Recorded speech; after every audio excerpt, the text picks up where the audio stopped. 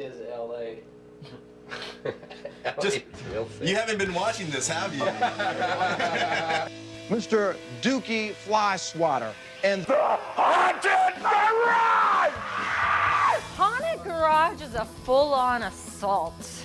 If you took 80s slasher movies and put it in a blender with metal and punk rock, you're gonna get Haunted Garage. There's this real fervor at the time about shock rock, how bad it was for the kids. Oh, there you are. Setting my ass on fire. Yes. It was just a total crazy shit show with like the props and the nudity, and the audience loved getting gore on them. Haunted Garage not only chainsaw them, but would pull the guts out and spread them all over the place. The gag is, you're in the splash zone. We were a messy band. That was the raw stuff. I was like, this sounds like the best thing ever. We evoked strong feelings in people. We even had our own barf bags made up. I've held on to it all these years.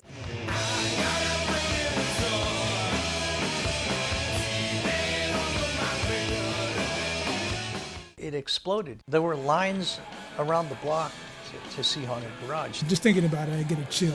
You gotta see this band. It's like going to a horror movie, except it's actually happening. They were horror punk. All you feel is ropes and twisted. They live the movie lifestyle. He's an icon of the underground exploitational genre. His catalog of horror films is incredible. Doesn't just write B movies. He wrote Cold Steel. Was it Sharon Stone? Who knew? He was LA's Peter Lorre. Legendary punk rock god of Hollywood. Dookie's on MTV. Holy shit. I think that the whole world should know about him. I think of him as a guy with commitment to his art. I think Dookie always kind of had a big-time vision with a kind of small-time execution. Historically, I see them following in this tradition of the most over-the-top bands. They're LA's version, and they are punk rock's version. He puts everything he's got into it. He made his whole life his art. That's Dookie. I mean, he wants to take it as far as he can take it. And they're doing it with a big dose of humor and a lot of slime. Slam, slam, slam, slam, slam! Wait a minute, you're gonna get this. Oh, thank you.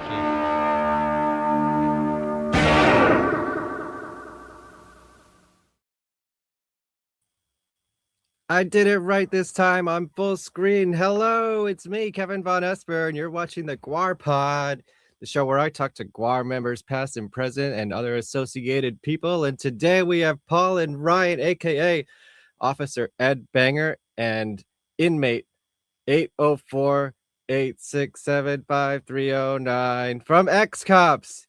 Yes, I finally got the joke once I said it out loud, and I hope you do too.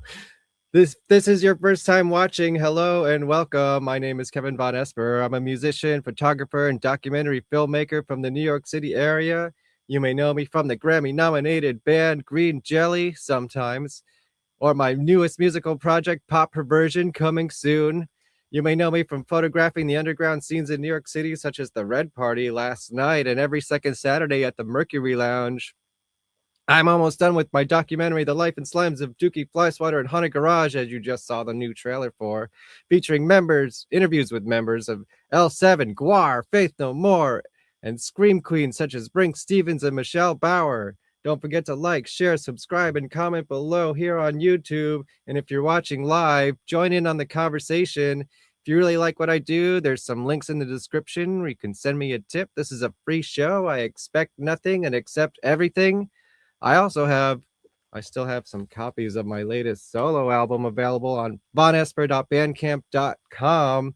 This is Quarantine Dream, and you can see every single cover is hand drawn. So it would make a great coaster. So go get them while they're still around. By the way, okay, I need my slideshow for this one. Did you see the last episode with Saturday Night Live's Sarah Sherman? It was awesome. If you haven't seen it yet, go and check it out and like it and subscribe and send it to a friend, and maybe they'll learn something about GWAR or Saturday Night Live. Please join in the chat and ask some questions. And now I'm going to play that theme song, and I'll see you on the other side with the X-Cops tonight. Yes, on the GWARPod. All right, let's do this thing. GWARPod comes from on GWARPod. GWARPod. GWARPod. GWARPod.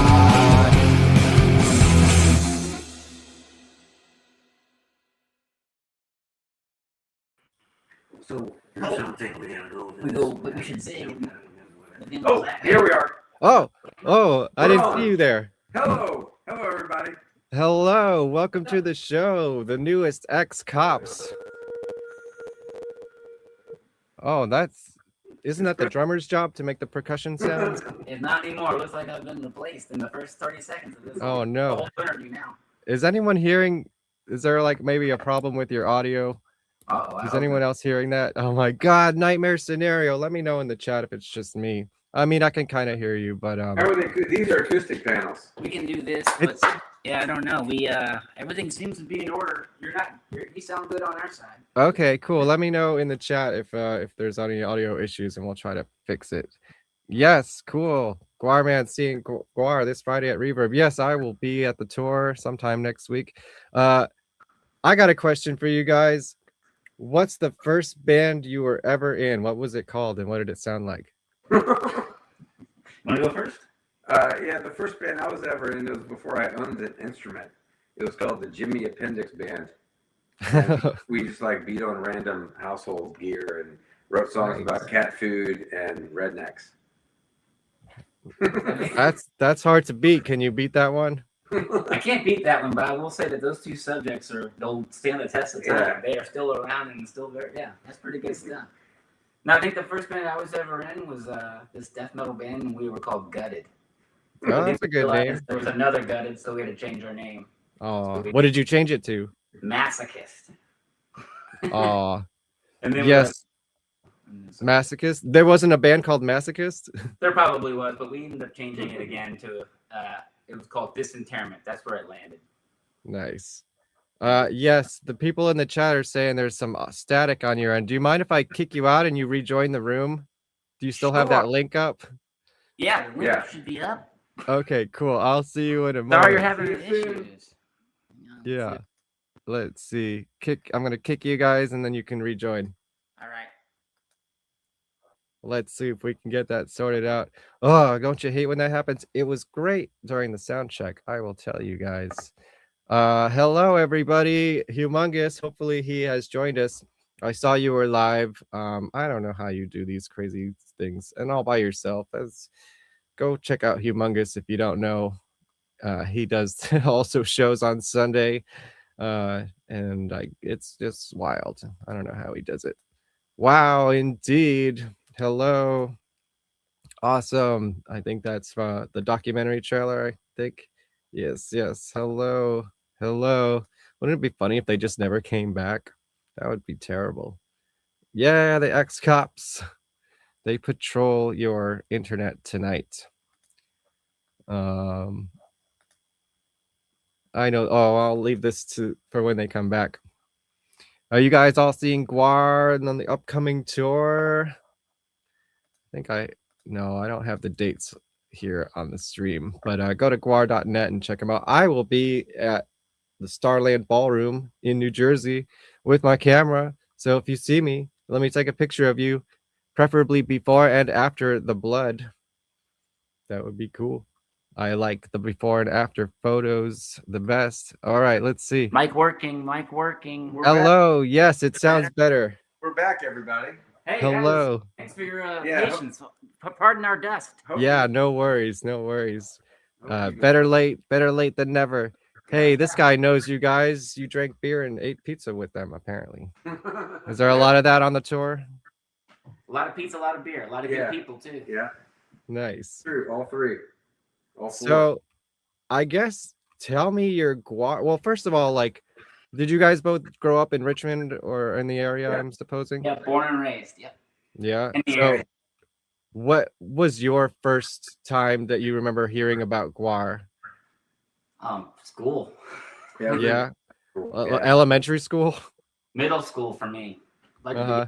yeah, all my friends loved him, and we were always listening to him everywhere. And my parents were a little crazy, so I didn't get to go see them until later. But all my friends would see him, and they'd come to school the next day wearing they're all covered in blood, looking like shit, Nice. stained all over their faces and stuff. Yeah, it was the same thing in high school for me. It was I don't know, it was just sort of this thing that not everybody got to go do, but like when you saw the people the next day just stained, different colors with their shirt on, just like, oh yeah, they went to see GWAR last night. It was, it was an event, and I don't know. Yeah, like I said, all of my friends, actually my very, very first band ever, what I just told you probably isn't even accurate. There was another band before that. It was me, Chris Barron, and Corey Smoot. And we were we were teenagers. And we were like maybe 12 or 13. We were 12 probably. And we wrote some songs in his garage when he lived on Deer Run off of Hall Street. Wow. And I lived off Winter Park Road, this is in Chesterfield County. So we used to go to we went to middle school together. And What was the name of that band? we had a name, and I want to say it was called Supremacy, but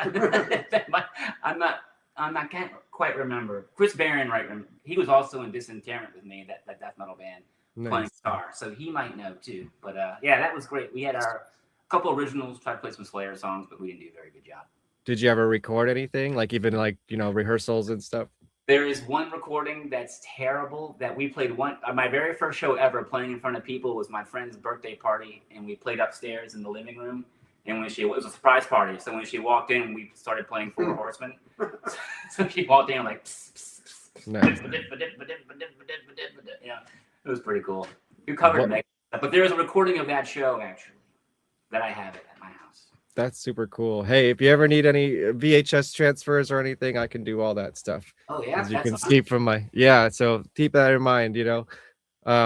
And of course, for the Corey Smoot fans, I'm sure they would love that. What was he like growing up, like as a teenager? He was when he already grew up years before we did. He already had a hairy chest when he was 12. So I mean, he was already like living the life, living the dream. He was good. No, he was awesome guitar player. Even at the very beginning, always had a lot of ideas. He could on the fly, and him and I just kind of gelled real well. And Chris Barron was a fast learner, so we just ripped up a lot of songs, and that kept us busy for years. And then he started Misguided, and they were being for real and playing shows, and I was in a death metal band. I was like, I want to be heavier than what we're doing. Were the songs any good? They were okay. They're okay. Called Realm of Fire. I remember that. Hey, maybe you could resurrect that for the next GWAR album. Like some Ghost of Corey Smoot material. Yeah, he had a bunch of stuff. Sometimes I would go to his house later on in life, and we would just practice for hours. And I know he recorded all those sessions, but I have no idea what happened. And we were just on the fly and make shit up as we went. That's cool. Nice. Wow. Well, that's some history. I didn't see. This is the questions I didn't even know to ask. I didn't know you grew up with Corey Smoot. That's amazing. Yeah, man. So how did you two meet? I know you said you guys have quite a history, right? Yes, we do. Yeah, we stole a dude's cable. I don't know. We did. One of our like a guitar cable or like cable TV. Cable TV. It was awesome. He was watching Hellraiser or something. Yeah, Hellraiser Marathon. Yeah, my roommate Barrett, who actually does this record label called Sevard Records out of Rochester, New York. He's been doing death metal since death metal was incepted. But that's near where I was born. Yeah, so I lived with him for a long time, and we're still friends to this day, love him to death, but I moved out on bad terms, and I had gotten this little screw to connect to our neighbor's cable TV. So I would just link their cable to our TV, and it was awesome. But the last night he was watching a Hellraiser marathon, and he was recording the Hellraisers while he was watching them, and he went back later and watched them all again. But so he was watching the Hellraisers, and Paul and I just kind of took the screw out, looked in the window, the fucking screen went to static blue or whatever, and we took off. And I just remember he was pretty bummed. Probably. Which Hellraiser did he get up to? Do you know? I think he was in 2. That's a pretty good one. Yeah, it's a pretty good one. It's like half good and half terrible, but like it's one of those albums like some, I don't know, I feel like this way about Famous Monsters by the Misfits. It has like some of the best era material of the era, but also like the absolute worst. Yeah. And that's how I feel about Hellraiser too. It's like, oh, Yeah, Hellraiser 1 was just so freaking good. So when you see Hellraiser 2, you're like, this is cool, and I know what they're going for, but it wasn't quite there. But it was, Yeah. I mean, looking back now, it still stands up. Do you guys have any favorite horror movies? I've always been a fan of Exorcist. Exorcist, that's a good one. That's just still scary. Yeah, it's classic. I don't know. That's a scary one. I don't know, like horror movies, I don't know a bunch about. I know some, but kind of the classics.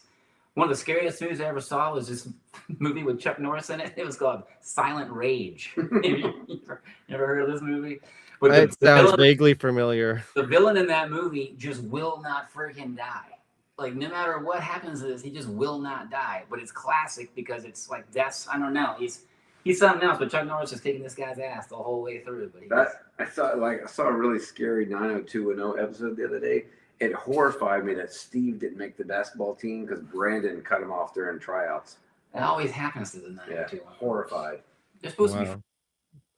Like the classic 90210s from like.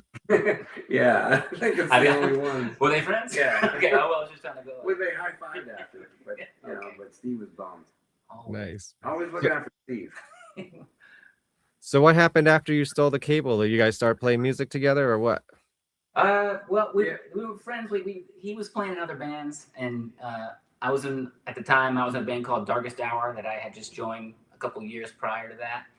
And we needed a bass player, and I've always loved the way Paul plays bass. He's been in some of the most creative, coolest bands. He can tell you about them in a minute, but they're really freaking creative and cool, and he should tell you about them. And then we started playing in Darkest Hour together. So it just and we rolled around the world for 12 years together. Touring around. So tell me about your cool bands. Well, I was in one band called Hot New Dance Hits. And it was I saw that on Discogs. What the hell is that? Good shit. It was good. Yeah, it was like live drums, a lot of synthesizers from a lot of thrift stores, bass, a little bit of, not much guitar, but just I don't know. It was awesome. I was never really a big fan of synthesizers and keyboards growing up because I thought they were just like hacks. I was like, use a real piano, a real organ, but being in the band, just like using them in a creative way, it sort of changed my view on that stuff. And yeah, it was awesome. It was with some really good people. And was it like metal music with synthesizers, or was it like pure dance music? It was kind of the vocals sort of made it kind of like a little like raw and like sort of like an open wound sort of. Yeah, I wouldn't say dancey. In my opinion. I think it's kind of got some grooves, and they go into some crazy kind of rhythmic grooves. There's the band that we were in together, Darkest Hour, did a DVD years ago, and there's little clips of Hot New Dance Hits playing live on the DVD. So if you want to take a look, it's you can get a kind of a grasp of what they're going for. Yeah, it was awesome. I really enjoyed it. It was a lot different than anything I'd ever done. And they covered that song 1, 2, 3, 4, 5, 6, 7, 8, 9, 10, which I think is a difficult song to cover. So was there like a concept to that band that or was there any concepts to any of your previous bands together or separately before the X-Cops? I wouldn't. For me, no. Not really. Really. I mean, aside from destroying shit. Yeah. Right. I was in a band called Crackhead, and that was we just destroyed a lot of shit, and it was like the Bad Luck 13 Riot extravaganza. This is before all that, man. They were throwing sinks at each other and stuff. Yeah, I had a lot of medical bills and I was in debt from medical bills and broken equipment. So there's also a snippet of that on the DVD. I broke 4 teeth at one show, and I went to the hospital for a gash on my leg. One of them, it was and I usually didn't have the same gear from one show to the next. Thor duty right there. Take that, Guar. Use some real blood, why don't you? Yeah. In your face. So do you guys remember the first time you actually did see Guar? What was that like, and when was that? I saw them before they got banned in Virginia, or supposedly. Oh yeah, they weren't there for a long time, right? Yeah, I think it was like like 7-year ban or something. Almost 10 years, I think. Yeah. So I saw him before crazy. that, and then I didn't see him for a long time. So I saw him right after the ban. Mm-hmm. It was at Twisters, and it was awesome. I think I saw a Halloween show, or right around Halloween, but it was awesome. It was, of course, you've never seen anything like it, so. Yeah, nothing like that on earth. Did you know any of them, like from the area or anything, like from the local scene? Or seems No. like everyone in Richmond was in GWAR at some point. When Corey and I were in middle school, they did this thing on Whole Street Road at a skate world, like a skate away or something. It was called Skateland, I think. It was kind of by the old Midlothian High School, and they did this thing where Techno Destructo and Slab Menstra came out, and Sexecutioner came out to the Skateland while people skated. And you could Oh go yeah, stuff, and they gave autographs and stuff. Hunter's great on those skates. Yeah, and I remember Slime Menstra took Corey's head and threw it toward her like she was like "fuck you," and it was pretty awesome. He was just a kid, so he was just like this is insane. Yeah, and then, totally. years later, he got in GWAR, but he was always destined to. I don't know. He always wanted to do that, be in that band. He knew it. He knew it before. He just knew it. So he just he strived to make it happen. It was cool. But yeah, And so then- that was a Richmond thing. Hunter Right. Jackson, Techno Destructo. Yeah. So was Corey like your link to like meeting those guys and getting into that whole world? Yeah, for the most part. And then later on, I really got to know Michael Dirks through another band that we do together called Iron Reagan. Right. So we got to meet most of the really hang out and meet Dirks through the Waste dudes, Through Municipal Waste. I can never say their fucking name. Yeah, Tony and Phil are both in Municipal Waste, and they had done a tour with GWAR before, and then when they started, Iron Reagan did a tour with GWAR, which is okay. But I met Dirks through. I did a couple tours where I did one tour with Corey in the band, and I met some of those guys then. It was on a Sounds of the Underground, and I can't remember what year. Darkest Hour toured with GWAR. Yeah, but I can't remember what year. It was Sounds of the Underground. Yeah. I might have been there because I went to 2005. I went to both years of Sounds of the Underground when it came to New Jersey. Okay. Well then, whichever year. Maybe. And we were there with GWAR, and I think Chimera was on that year. Yeah, so we sort of knew we sort of mingled with those guys a little bit on the Sounds of the Underground when we were in Darkest Hour, just because we were like fellow Richmonders. Yeah, Richmond. Yeah, I was just. Go ahead. Oh no, I was gonna say Darkest Hour was from DC, but we were the Richmond folk, like the Richmond connection. So we were right. We were living there, and 3/5 of Darkest Hour was Richmond. Yeah, and a lot of years. Yeah. I was gonna say we were just talking about Sounds of the Underground a couple weeks ago on this show when I had Kurt from Converge on the show. It was very cool. I don't know if that was the same year that they played, but they definitely played a couple of those shows. But Darkest Hour had toured with Converge, so yeah. Yeah, we toured. Okay. They're That was great, and he mixed the new GWAR stuff. So. Oh, he did? Cool. Yeah. That's cool. Well, how did this develop into the X-Cops? When did that start becoming a conversation? I think Dirks was trying to get it going a few years before. Probably 5 or 6 years ago, he was talking about it. Pete Lee, who was like the riff meister behind a lot of that stuff, he was kind of itching to get back to it, and he was from Texas, and he was like, "Yeah, I want to come to Richmond and write some songs." And Dirks talked to me and was like, "You want to do it?" I was like, "Sure." I was like, "I got a bass player." And he was like, "Cool." I was like, "Oh, there's a big shoes to fill. You got a good bass player, so let's see what happens and get into it." And we just started doing it. Yeah, I tried to know my shit before I showed up, and I was definitely nervous. Did you? Yeah, because it's and the shit is crazy. I mean, the X-Cop stuff. Pete's rips are nuts. Yeah. It's nuts. Some of the shit doesn't make any sense whatsoever. It still doesn't. Even after I know it. Really? How so? I don't know it. It just it doesn't make. I mean, from a musical standpoint, it doesn't make any sense. Like, okay, we're gonna do this part 5 times. The next time we'll do it 1, and then the third after that we'll do it 3 times. Yeah, doesn't make much sense musically, but it all flows, but it doesn't make much sense in the grand scheme of it. And they were like, they said they had done so much speed that they were just going 3,000 miles an hour, and their brains were going 3,000 miles an hour. So young men on speed. Every idea felt like a good idea. Yeah. They just kind of went with it. Yeah, I believe it. It's so much fun. Yeah, I never saw the original X-Cops, but I know Mike Dunn was just like a machine of a drummer. Yeah, Yeah, definitely out of control. Did you ever get to see the original incarnation? No. No. No, I did. I was at the barbecue that they played, but I was stuck loading a ton of equipment out at their exact. Oh. So I ran over and saw a couple songs, which was pretty badass. But I saw from far away. I wanted to get up close and take a look, but I couldn't. I had all this stuff everywhere. I think that's when Brad was playing with them, wasn't it? Yeah. Yeah. And then you had to replace Dave Brockie. Like, how? That's crazy, dude. How did that feel? Wait, I'll say this: there's no replacement for Dave Brockie. Right, right. He's I would say I'm not replacing him. Right. Yeah, he's just in the band. Yeah, because nobody can. Yeah. I'm another ex-cop who got fired from his job somewhere. I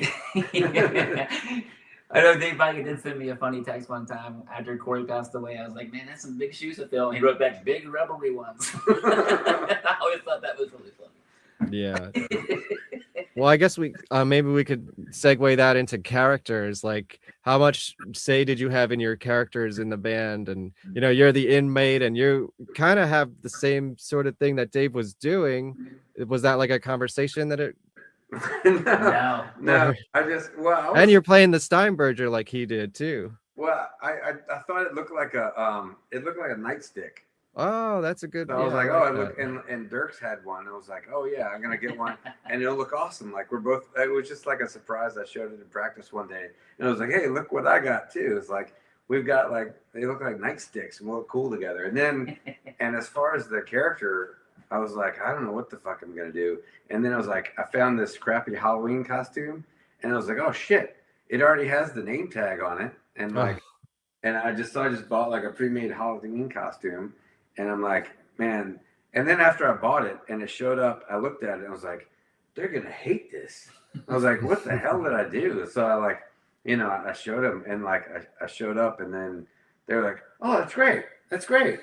Like, we don't have to make it. Yeah. I was like, but I thought I was going to be like too ridiculous. But then every time I think I'm too ridiculous, I just look over at Zipper Pig. Right. Yeah. That's true. He's the litmus test. Yeah. Litmus.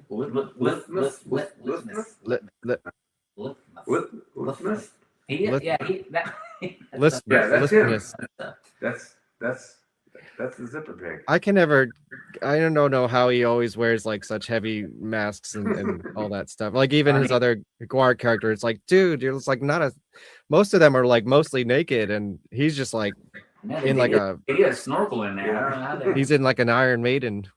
Yeah, that's right. Yeah, I guess to spin off the character thing, I was thinking about how did I think when I was talking to Dirks, I told him that whatever we did, like I didn't want to be a cop. I didn't think it would make I don't know. I think there should be some sort of even rift in the band where there can be some action and conflict through the set. So yeah, became a prisoner, which I think makes it fun, makes it something different, and that's been a lot of fun. Yeah, those guys just work with whatever. But they definitely came up with a 8-6-7-5-3. Yeah, I was gonna ask about that. It took me a while to figure out the joke.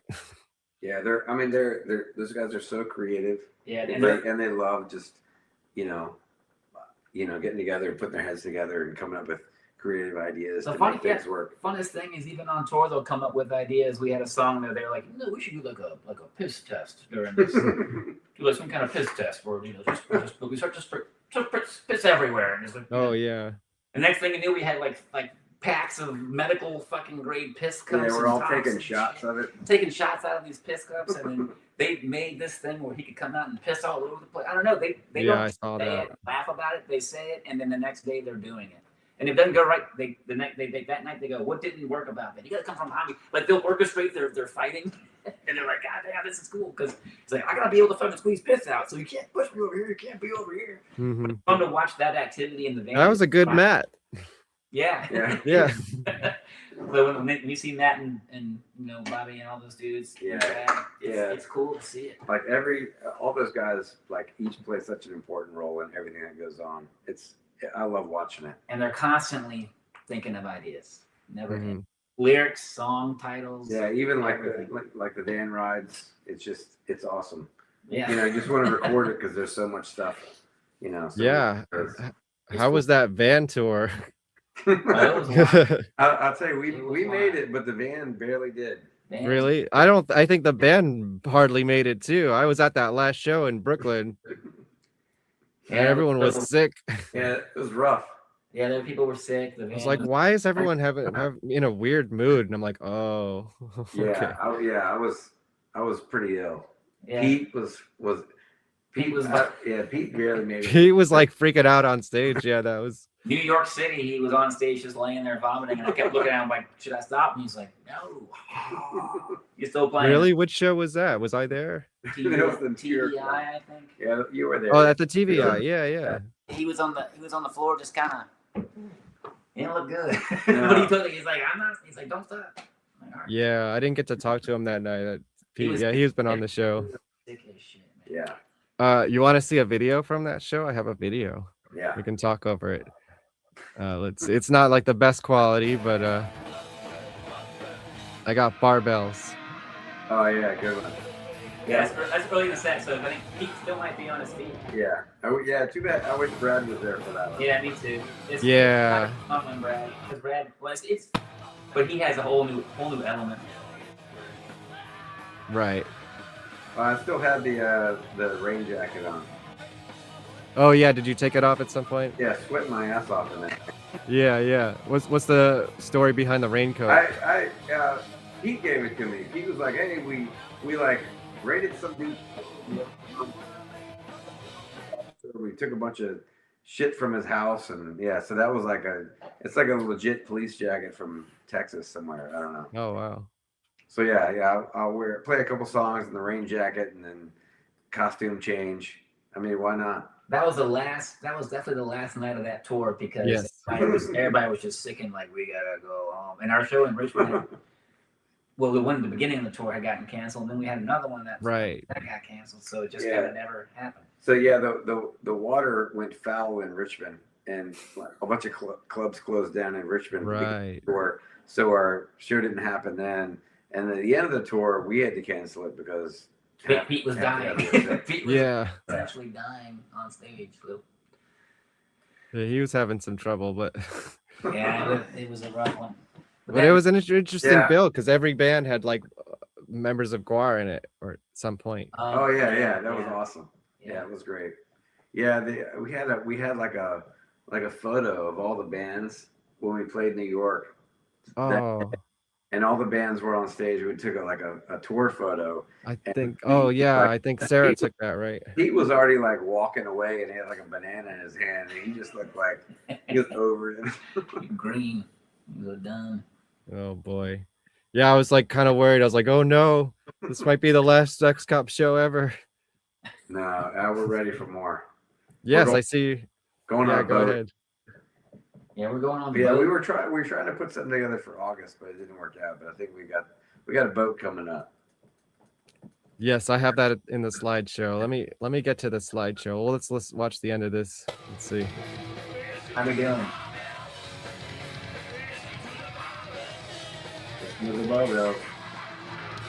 You guys have a favorite X Cop song to play? This one's fun. Yeah, this one's awesome. It's a hit. I like playing Welcome to New Jersey. That's a fun one too. Yeah. And then the new stuff, I like Light 'Em Up. Oh yeah, Light 'Em Up. Light 'Em Up. Have you heard like all the stuff that Pete's done outside of the X Cops that were like meant for the X Cops? Yeah. Some of those songs are awesome. Long Hard Nightstick. You guys got to bring that one in. Oh yeah, I know. And that's the one that That's a hit. Yeah. So when after X Cops, he kept writing for X Cops because he just, So we're gonna bring a little bit of that back in. Cool. He's got Long Hard Nightstick, and he's got Dumb, Fat, and Winded, or was it Slow, Fat, and Winded? Slow, Fat, and Winded. But he's like mall security chasing you around the mall. That's amazing. It's a good. Yeah, I can't wait for that one to come. I know that the only bad thing about the whole GWAR universe is like there's too many ideas and not enough time. Yeah, well, that's true. Yeah, that might be true. And then I guess tell me. Let me get to my slideshow here. Let's see what I got in here. Got a slideshow.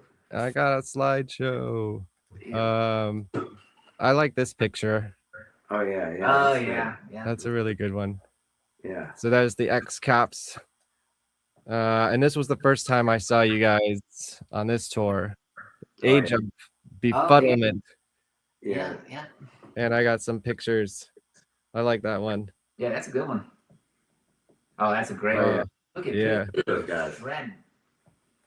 Look at that one. I like that Oh one. yeah, look at that. Look at that man. Yeah, I always grew up playing a Steinberger bass as well, and my influence was Michael Bishop.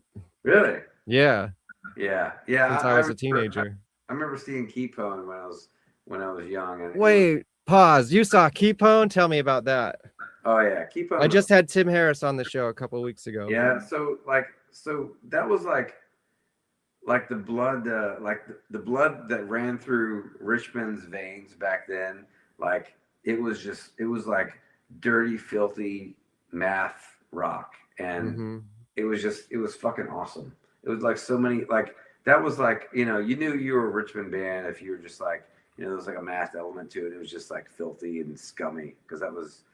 But those guys were awesome. I saw him at in Shackle Bottom. Was that place called Moonlight? Moonlight Inn or was this the more recent it had a stuff wolf they did? from the moon. Yeah. But watching Ed Trask play drums was also it was like just an amazing experience to watch that dude rip it up. Yeah, we got the tour with Ed. We did Darkest Hour did a tour with Avail. It was a big big deal in Richmond. Ed Trask played with Avail for a while. He was on at least one of the records. He's on a couple records, yeah. But yeah, I don't know. Amazing drummer, amazing dude. Always. I love those Keepone records. I really hope there's more from wherever that came. I think they're doing a new band. Yeah, they are. I don't know. They are doing something new. I don't know what it's called though. But he has said mentioned it. Yeah. Yeah. I don't know how public that. Well, he kind of spilled the beans on the show, so. Oh, cool. Let's. I can't wait to hear it. It's going to be more like Keepone, but more metal, isn't it? Someone from like Lamb of God or something is involved. Moonlight Saloon, Midnight Saloon, Moonlight Saloon, Moondog Saloon. Moondog. Yeah, that's where I saw Keepone. I'm trying to remember where I saw Keepone. He knows exactly what I'm talking about. Yeah, I like beans too. Are we talking about beans still? We're talking about beans. So don't spill them. Yeah, let's not. Right. Any more beans. Speaking of like Richmond bands, are there any other like really influential or like notable Richmond bands that you think are worth talking about? There was a band called King Sour that I loved. King Sour. And Butterglove was awesome. I don't know who that is. King Sour. There was Herm and Human Therma. That was like another good math rock band. Shit, I don't know. I'm on the spot. Yeah, there was other ones that were not quite like that, more metal stuff. There was a band called Sewn Up Eyes that used to play. That was really cool. That's a crazy name. Yeah, it was like early stuff, like early, and then this band called Impetigo. And that's kind of where like Burn the Priest was too. That was like a Richmond math band that turned into Lamb of God. Yeah, it was like the same vein because it was just like this crazy like instrumental like dirty math rock stuff. So yeah, they were sort of born from the Richmond blood. Yeah, the first time I saw GWAR, I think it was their first tour right after they changed the name from Burn the Priest. Although I missed them because they were the opening band, but I did see Amen, who played after them. I remember Amen. And the singer jumped off the drum set into the crowd and broke his leg and got back on stage and finished the show. It was insane. Casey Chaos, R.I.P. Yeah, Casey Chaos. That's the guy I was trying to. Yeah, that was nuts. One of our friends, the guy who played, one of our friends that was in Darkest Hour, this guy Mike Schleibaum, was really good friends with. When you said Amen, I haven't heard that name in fucking forever. Yeah, he passed away like 2 years ago or something. He like did? That. He died? Yeah, he died. Right? Chad, am I thinking? I think pretty. Yeah, he's definitely. Yeah. So I see Dean Carr is like good friends with him. And, give us fucking beans out. Give us the beans. Yeah, spill the beans on Casey Chaos. He passed away. There was a band from Richmond too called PCP Roadblock who were a lot of fun to watch. And I mean, they were just monsters. But they did the band just recently they've done called Chief Tail, which if you haven't heard, you should really check them out. They're really fucking cool. PCP Roadblock. I saw them a bunch, but I saw them once at a barbecue So it was when they played in a warehouse. Oh shit. And it was it off of Burnham or Chamberlain or something? So they played this warehouse. It was like this big ass, and I don't know who. That was on Chamberlain, I think. I think so. Barbecue, yeah. Yeah. So there was like a big ass warehouse, and the singer was wearing a chicken outfit, and like he like rolled around in a mud puddle, and then like he like took off out of the side of the building, and like he was gone for a while, and then he came back around the other side. Like he was running laps. Like while the band was playing, or yeah, and then like rolled in the mud puddle and like keep going. So the PCP Roadblock, they had this. They had a CD that had a live set of theirs, and it was 31 minutes, and like it was just garbage. Like it was awesome. Like, but anyway, so it was in a jukebox at like a restaurant in Richmond, and every time every time I'd go in there, I would like put that on. And they would always just unplug the jukebox. That like 31-minute track of live PCP Roadblock was just not what like people wanted to listen to while eating dinner. Yeah. Why would they put that in the jukebox? I think that's a good move. It had like worth your money. had like a few songs, like studio songs, sort of not studio, but anyway. Right. But then like the live track was 31 minutes, and that was my jam. Yeah. Like they used to climb on top of the PA. Bobby would climb on top of the PA and piss on people. It was pretty bad. Yeah. So so PCP Roadblock played one time in Oregon Hill, which is like a pretty famous like Richmond neighborhood, known for like white trash. Yeah. So they played this show, and I was like walking around looking for this house show, and I found it by following a trail of blood. So he'd cut himself open with a bunch of bottles, and there was a rumor he had AIDS too. Yeah, he was yelling. He had it because the rumor started because he was yelling, "I've got AIDS." While he was rolling all over people with his blood everywhere. So yeah, and the drummer was amazing too. This guy Adam, he's a sick fucking drummer. He was in this death metal band. They were a good time. Yeah, they were a fucking great time. Man, Chief Tail. So Chief Tail, Chief Tail. They Check supported that out. Albini. They did that record with Steve Albini. Oh wow. He also dead. Damn it. Bobby's also gone. The singer. Everybody. Oh. Dead. But it's good. It's good stuff. From AIDS or? No, I don't know. He was a pawn shop owner there for a bit. I don't know what happened to him. Did you ever sell anything to him? No, he was pawning out in California. Oh, okay. Well, let me catch up on the chat, see what's going on here. Michael Dirks is awesome. Yes. That's right. He's the holdout, man. He doesn't want to do the show, but peer pressure. You know what? I'm going to see him after this. I'm going to tell him to do this damn show. I'm going to tell him to do this show. Him and Margaret are the only two I haven't gotten from the current lineup. Do it together. That'd be good. Yeah. Yeah. Well, he knows. Trust me. I don't need to bother him. So like, so Margaret showed up one time, like, with like a SWAT team outfit on, and we were like we didn't even like, it was just a complete surprise. All of a sudden we like look over while we're playing, like Margaret has like a SWAT team outfit on. Amazing. And I'm like, what the hell? And like she had the cop shades on. It was awesome. I think I saw that. Yeah. So it's like, I don't know. It was awesome. It was. I figured that was just planned. That wasn't planned. No, she didn't tell us. Yeah, she didn't tell anybody. And like, does she have a character name? I don't even think she does. Well, Pete liked to say that it was like, it was my daughter.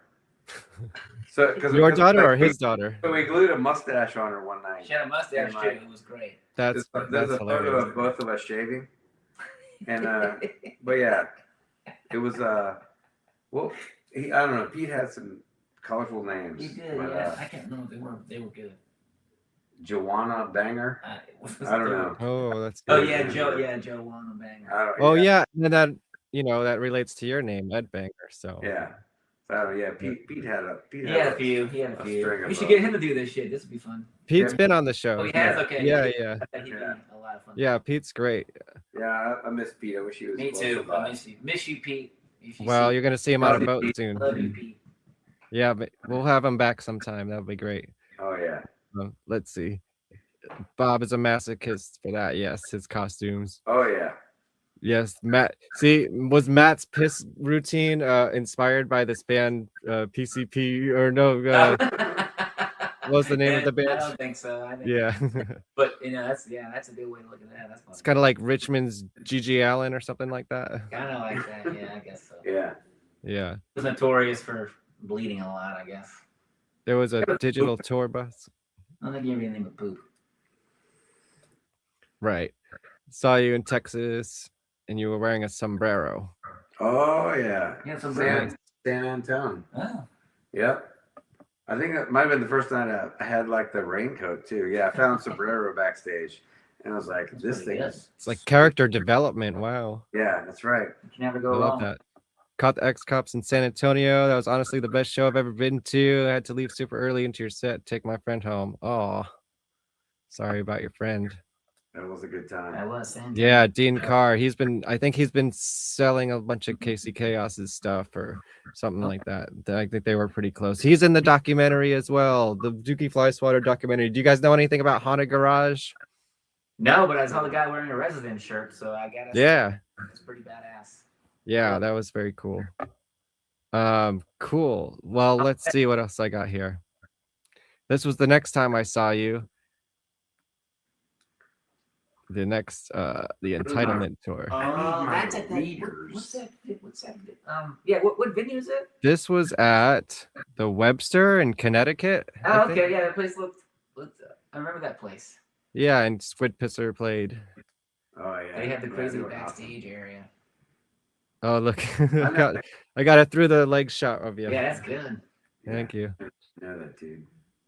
I thought the lights kind of messed up my camera at this venue a little bit, but I do what I can. My stash looked good right there. Oh, and there's the crew right there. Oh yeah. Oh yeah. I love that picture. Yeah. That's a good one. And then yeah, here's some pictures from the Brooklyn show. There's US Bastards. Pretty pinky. Oh, that's. And he was just on the show. Go check out my show with him. Yeah. It's great. Yeah. Oh, I should. There you guys, sick as fuck at the merch Casey booth. Orr? Yep, Casey's been on the show. Yeah, man. He was in Rigor Mortis. That's some crazy shit. I know, isn't that? I know, and Pete Lee was in Rigor Mortis too. I know, it all blows my mind. Yeah. I saw this. Sometimes we'll go to record stores on tour and stuff, and I'll find an old Rigor Mortis, record, and I'll see his picture in the back of the fucking big ass hair coming out. Yeah, I know. Could you And I believe that always- hair he used to have? Yeah, we found it. We found it when we were in Baltimore. Yeah, it's fun to see. We were in a record store that had the heat was out and my Let me feet see. were frozen. Rigor Mortis. Yeah. Oh, it's in. I have all my side projects in the back. I can't reach it right now. That's cool that you have all that. That's cool. Yeah, it's a lot of collecting Guar stuff over the years. They got a lot of stuff to collect. I know, it's like almost too overwhelming. And then I have the whole shelf on the top is like just the action figures and stuff now. It's like, Jesus, where am I gonna fit all this stuff? Have you seen the toys? Yeah, there's a lot of they look great. They're so cool. Yeah, they are. I still have a Ciguar left. I'm waiting. Oh yeah? I do too. You know what about the fruits? I never got one of those. I had some of the CBD products though. Oh, okay. Yeah. I think I'm gonna smoke mine on the cruise ship. Yeah. Yeah, I'm gonna. Yeah, I got one too. I've got one. Nice. I just found them recently. Yeah. Yeah, that's It's gonna be tasty. Yeah. Or it's gonna crackle because I love this picture. This was on the floor during the Belushi Speedball set with all the Oh, toilet that's- paper. That was Brent. Yeah. He was on the show. Now here's the X-Cop stuff. I saw Brent a few times in Cannabis Corpse when he was playing with them. Oh yeah. What was that like? That was cool. I don't know. He's just a great guitar player. Yeah, he is.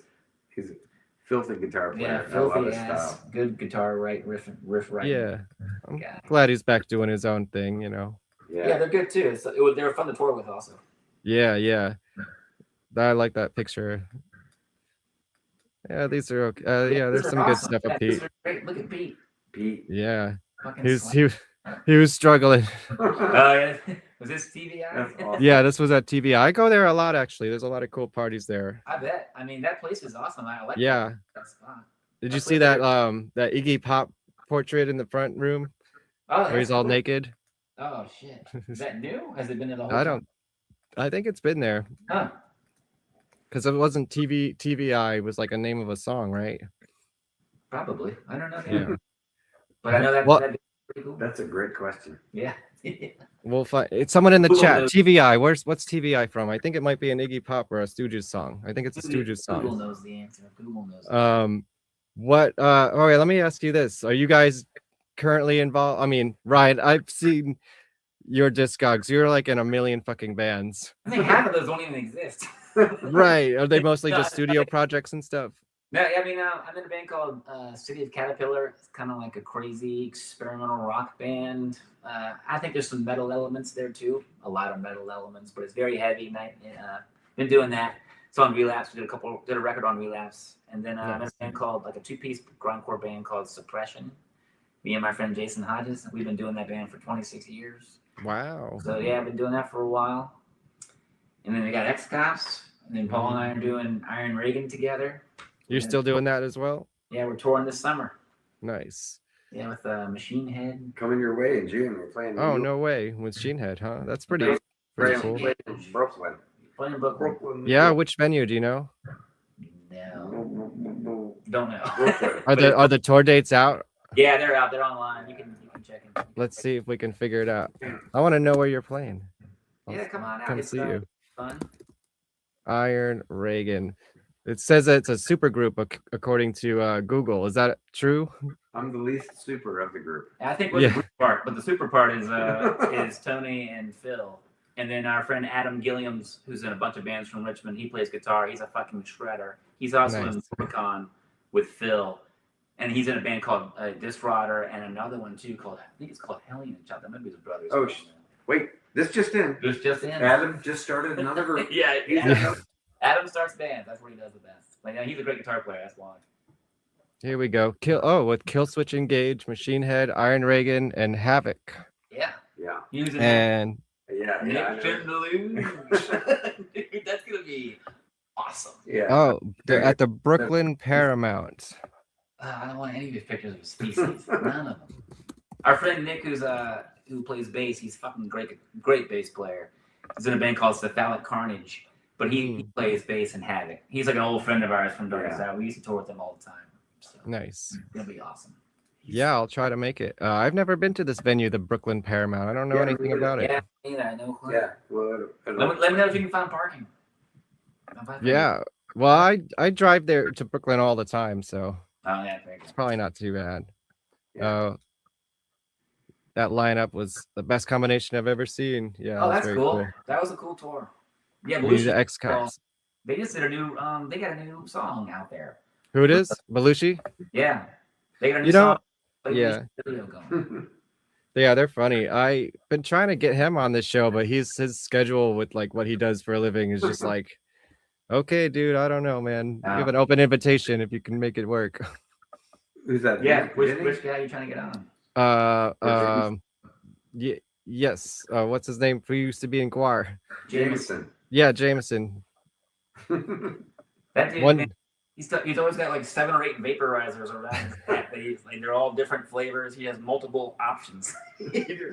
He's always vaping. It's fucking incredible. That's funny. Yeah, he wasn't feeling it that night either. Everyone was sick. Yeah, he was everybody's pretty run down at that point. Yeah.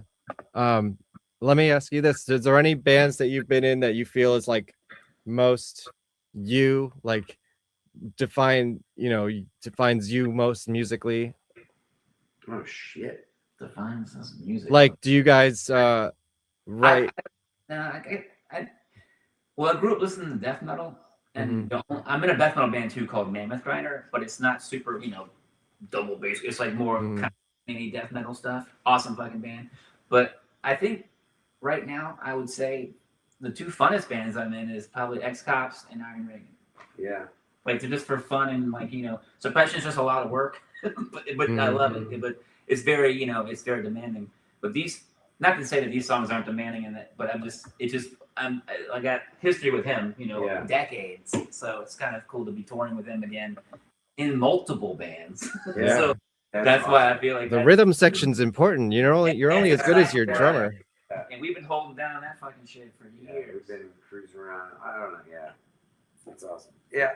So I was doing a band called He Wolf, and so that for me that was like, it was a big outlet for me, because me and the 2 other guys, it was a 3-piece, and we were going through a lot of shit, but we did an album. It was a soundtrack to a movie about rock paper scissors competitions, and it was like the dangerous underground world of high stakes rock paper scissors competitions. Like Well, like people a were fake just- movie, or this is a real movie? Oh, it was a real movie that It got squashed because of the pandemic. Oh. Didn't make the movie, but we still made the soundtrack. Right. It was Iron Survivor too, and it was about this kid named Danny who was like, you know, it was like a mix between Deer Hunter and Karate Kid.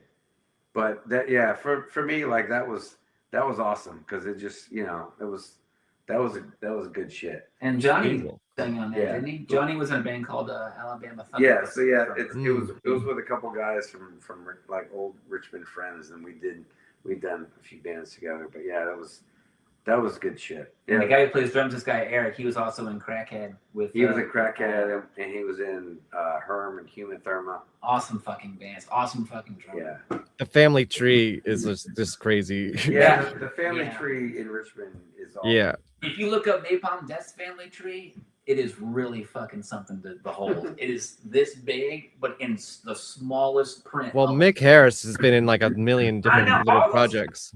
All those guys, it's crazy.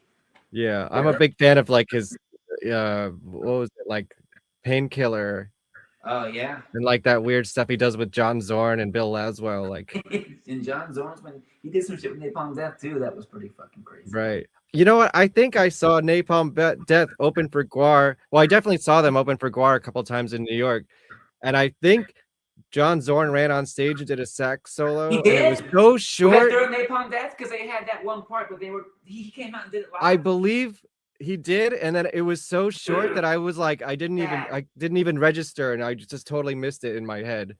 That's awesome. When I was in Iron Reagan, we did a tour with Napalm Death and Voivod, and they played that song, and the Zorn thing would happen. It was always just so crazy sounding, but it was always, you know, just played through the PA. It wasn't, you know, no one came out and did it. So it would be fucking right. amazing to see John Zorn. I think he did, and I'm like kind of missed it because I was like so quick. Yeah, John Zorn's interesting. My friend interviewed him once for a TV show. I was like, oh my God. He's got like 2 apartments in the same building, and one's just like his whole record collection, apparently. God. I wonder if he even has a copy of everything he's ever done. His discography is like thousands of albums long. It's ridiculous. If you have that many records, you walk in and just go, what do I want to listen to? By the time the day's over, you've made a choice. It would take you I all know. day. I know. Not the record. I love my favorite is Naked City though, you know. Yeah, I mean, it's classic. It's, Yeah, that stuff's crazy. Yeah, it's just before its time. Yeah. Do you guys have any other favorite like weirdo bands? Not necessarily with a concept, but like, you know, Naked City is a good choice for something like that. You said The Residents before. Yeah, I love The Residents. I think they're. I just watched a documentary about them. Which one? The Theory of There- Obscurity? Yes. Wait, there's multiple? Well, the one I know is there's I think there's 2 that I know of, and the other one was with Homer. He like does this crazy interview, but the first one was called, I think it's called Theory of Obscurity. Yes, that one. And Les Claypool was in But it. there's another one. That I just Hmm. can't remember what it's called though. Might have been called Meet the Residents. I can't remember. Fuck, Okay. I'm gonna have to look that up. Yeah, but it's cool. They're one of my big, because I don't love everything they've done, but I listen to everything they've done. If that makes any sense. Like sometimes I'm along for the ride, and sometimes I'm along for the ride, but I'm not sure why. I'm like, all right, I'm gonna see what you're trying to do. But do you feel like it misses something if you don't have the visual along with it? Absolutely. When you see them Yeah. live, it all makes even records you're like you listen to, you're like it's pretty good, but when you see them live, it's a whole different thing. Have When you I- seen them live? Yeah, a few times. Oh, cool. Yeah, fucking amazing live. Yeah, I think should they do it. Yeah, canceled their recent tour here, so I don't know what happened. I think they canceled the last tour, so You need to look into that. I gotta check it out. Yeah, that's something it's on my like bucket list of bands I should see, especially if I'm like into concept bands and weird stuff like that. Yeah, I mean, it's definitely worth seeing because every single show is different and they always do really cool shit. And they always sound really freaking good. Mm-hmm. Nice. Yeah, I kind of knew about one of the guys in the band. I can't reveal the secrets. We knew a guy, this guy Trevor. Yeah. Yeah. Yeah, He was in The Residents. This is another Richmond fucking genius That here, may man. have been- may have Another been, legend. you know, part. Trevor, what was his last name? Trevor Squid Date. He's a good guitar player. I just bought his sofa. It's upstairs. Oh, nice. Yeah, off Craigslist. Hell yeah.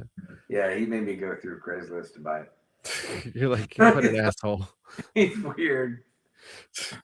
Just, well, we'll start landing this I plane. was like, hey man, I'm interested in your couch. He's like, email me through Craigslist. Okay.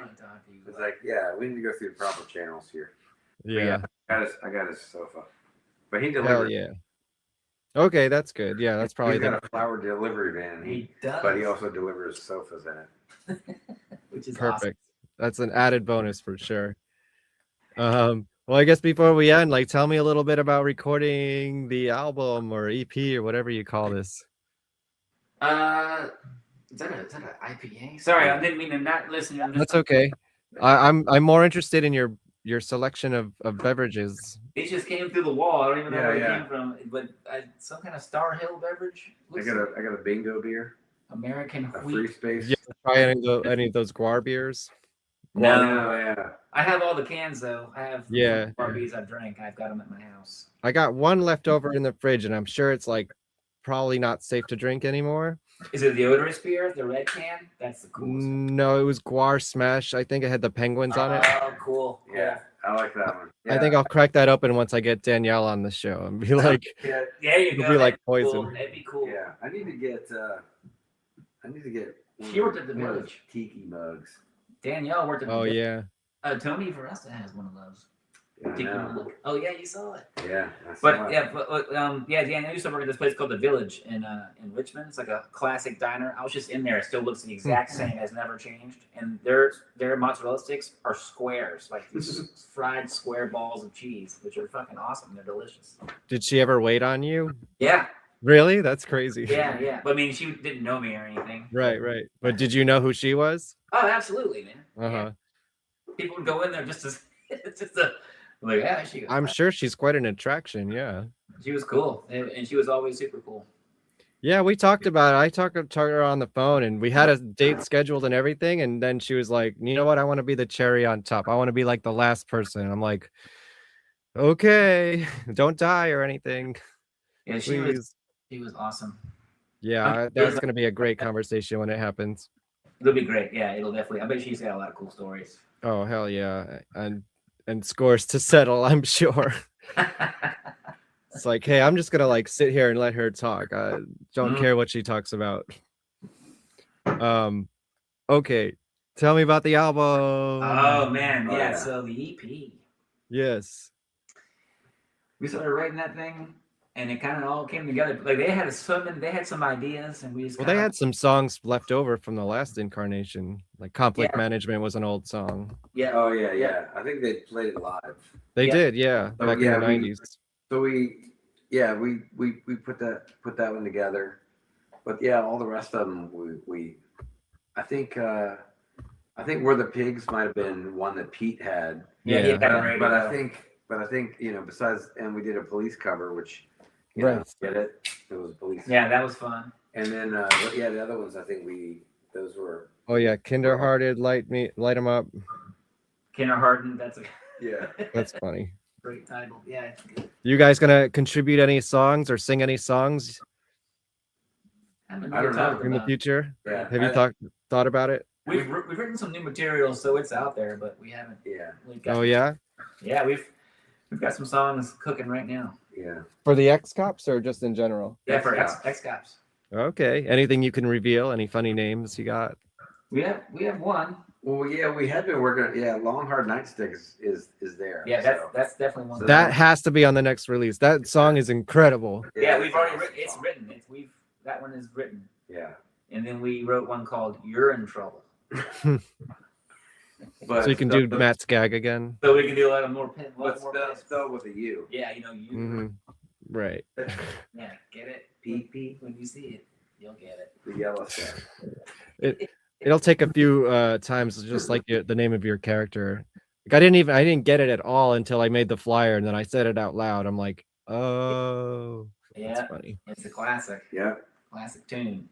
But with our area code. Yeah, I tried to put 804 in the front. I thought that'd be funny. And I'm Yeah, not that's the thing that throws it off, and that's what's brilliant Yeah, about it. and I'm not. And see, I put the 804 on there. I will take a little bit of credit for that, but because they never wanted, they never said no, but they never said yes either. It's like because every time I put the 804 or I said 804, they would never say 804 when they would say. So I was like, maybe they don't want me to do it, but I'm just gonna keep doing it. So I don't know. It's canon now. It's funny. It's part of it. Yeah, it's hard to write though 1,000,000 times on. Yeah, we need an Ed Banger song. You ever sing any music? So yeah, the band He Wolf. Yeah, I sang for He Okay. Wolf. So yeah, the soundtrack about the rock paper scissors. That was me. That was me getting it out there. He'll definitely sing one. I think you've got it in you. Yeah. Yeah, you need a character song. Yeah, I do. You know, Dave had I'll work on that. Party's Over. I'll work on that. Yeah. I don't think Excellent. It'll happen. I get electrocuted. That's enough. That's enough for me. Yeah, I know. I was gonna say, Another- like, on the next tour, is there gonna be new ways to torture your character? You think, or I don't know, but I told Dirks that we're gonna do that cruise with Lamb of God, and I told him Yes. it'd be hilarious if Matt and I ran out with shovels, like because it doesn't make any like where are we gonna tunnel to? You know, the ocean. Oh yeah. So I thought that'd be funny, and I don't think Dirks liked it, but I thought that'd be funny. I would get it. Yeah, you know, right, with a bunch of shovels, like damn. Yeah, we're thinking of some new ideas for the next, if we do, you know, the next shows. We still got to do a Richmond show, so that's in the works. We're planning on that, and it'd be awesome to do the gathering. I think that'd be a lot of fun for X-Cops to play. Oh yeah. Well, the GWAR does it all the time. Yeah, so maybe it could be cool to get out there and. They were just on the Hot Ones, aren't they? Tight with the clowns now. Yeah, I saw that. That was an amazing. That was crazy. That guy almost died. Yeah. Looked like he was having it was a medical emergency. He was in a bad place. And like Dirk said, they took like a 30-minute break to make and he was still just rough justice the entire. Wow. It was, I don't know.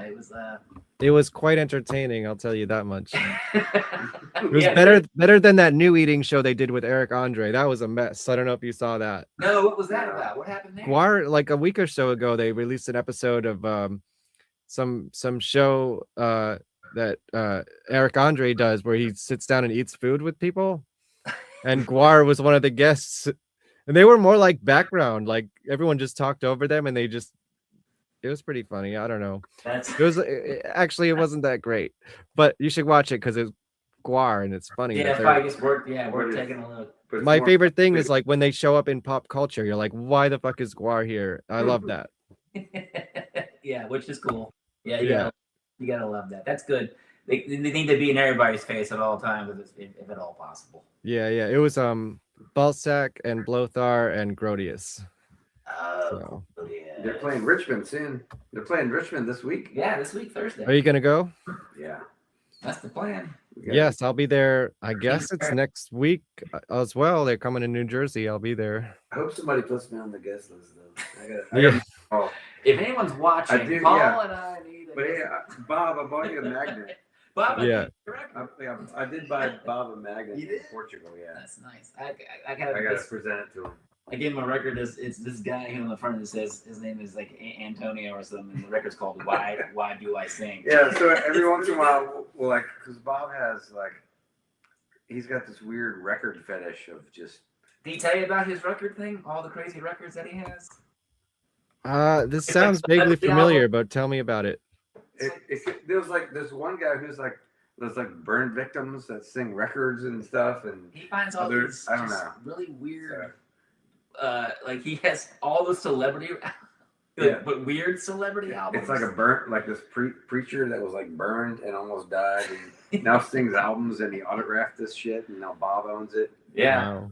We'll be in fucking record stores and they're like, oh my god, 6 cents! Look at this! I've been looking for this. You're like, what? But yeah, I found a magnet for Bob when I was in Portugal. Oh, there you go. So yeah, I gotta call. I'm gonna call Bob and say, hey Bob, I gotta come out and see you guys. I'll trade you a magnet for a ticket.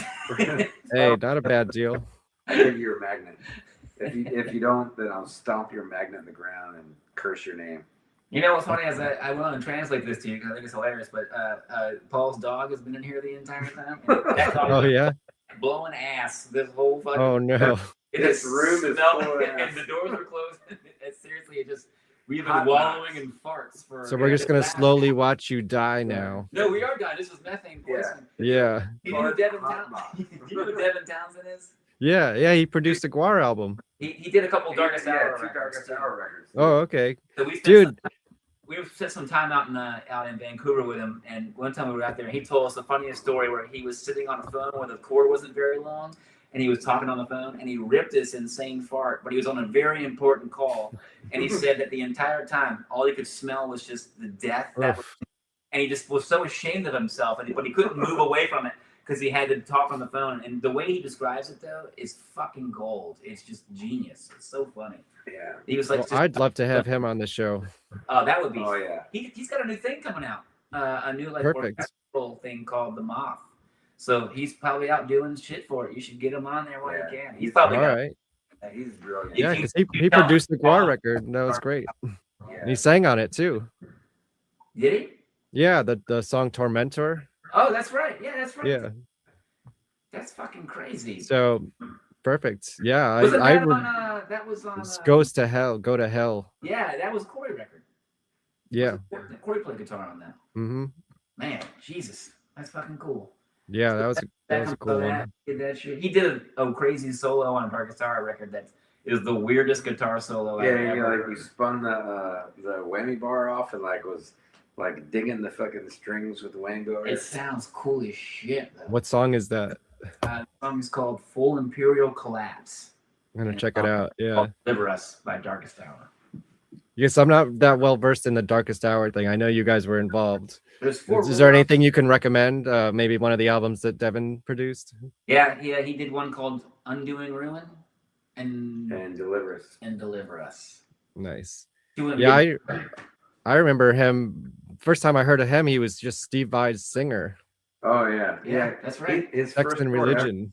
His first tour ever as I think it was he 17 or 19? Yeah, he was really young. He was a teenager. Yeah. His first tour ever was opening up for Aerosmith on the Pump tour.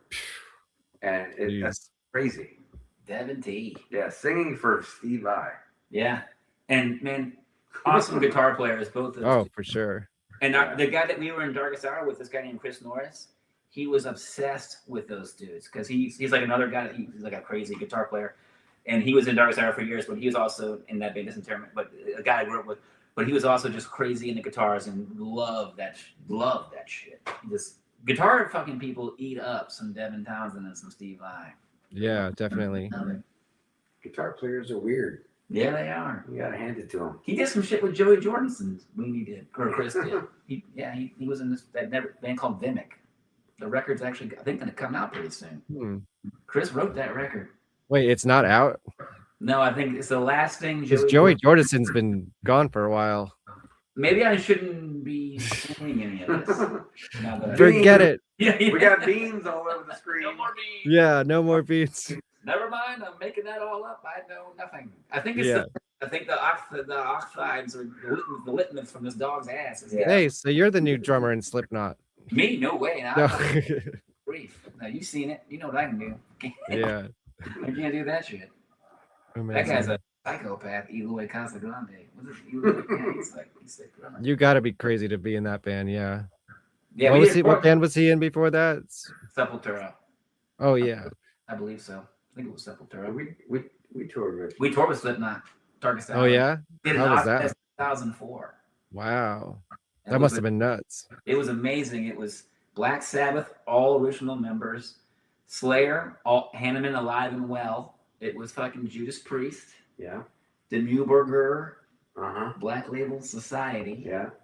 Yeah. Lamb of God was on. Lamb of God, Hatebreed, Slipknot, and then a bunch of like Bleeding Through, Atreyu.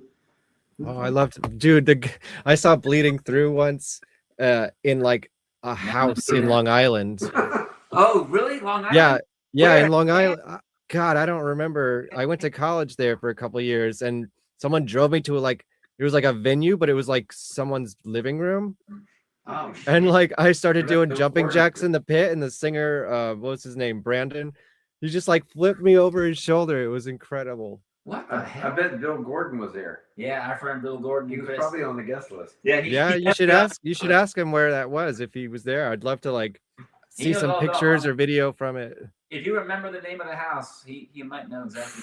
I have no idea. It was just like someone's house in Long Island, and they You did gotta shows love there. that though. That's pretty badass. Yeah, that was like when they were doing their second record. I loved Bleeding Through. That was great. I loved it because it was like it wasn't just that kind of music because they had the keyboard in it, and it's like made it a little bit different. Yeah, that's true. We did a few tours with them when we were Nice. Darkest Hour. They were cool as shit. Really nice. What was the coolest touring lineup that you guys have ever been involved with? I'll tell you, maybe one of my favorites. It was in Europe.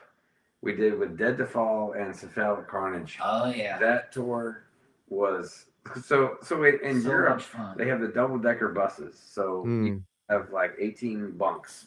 So you can have like a whole tour package on one bus. And oh wow, that tour was such a good time. There were so many of us, and it was just so out of control. That was at all awesome. times.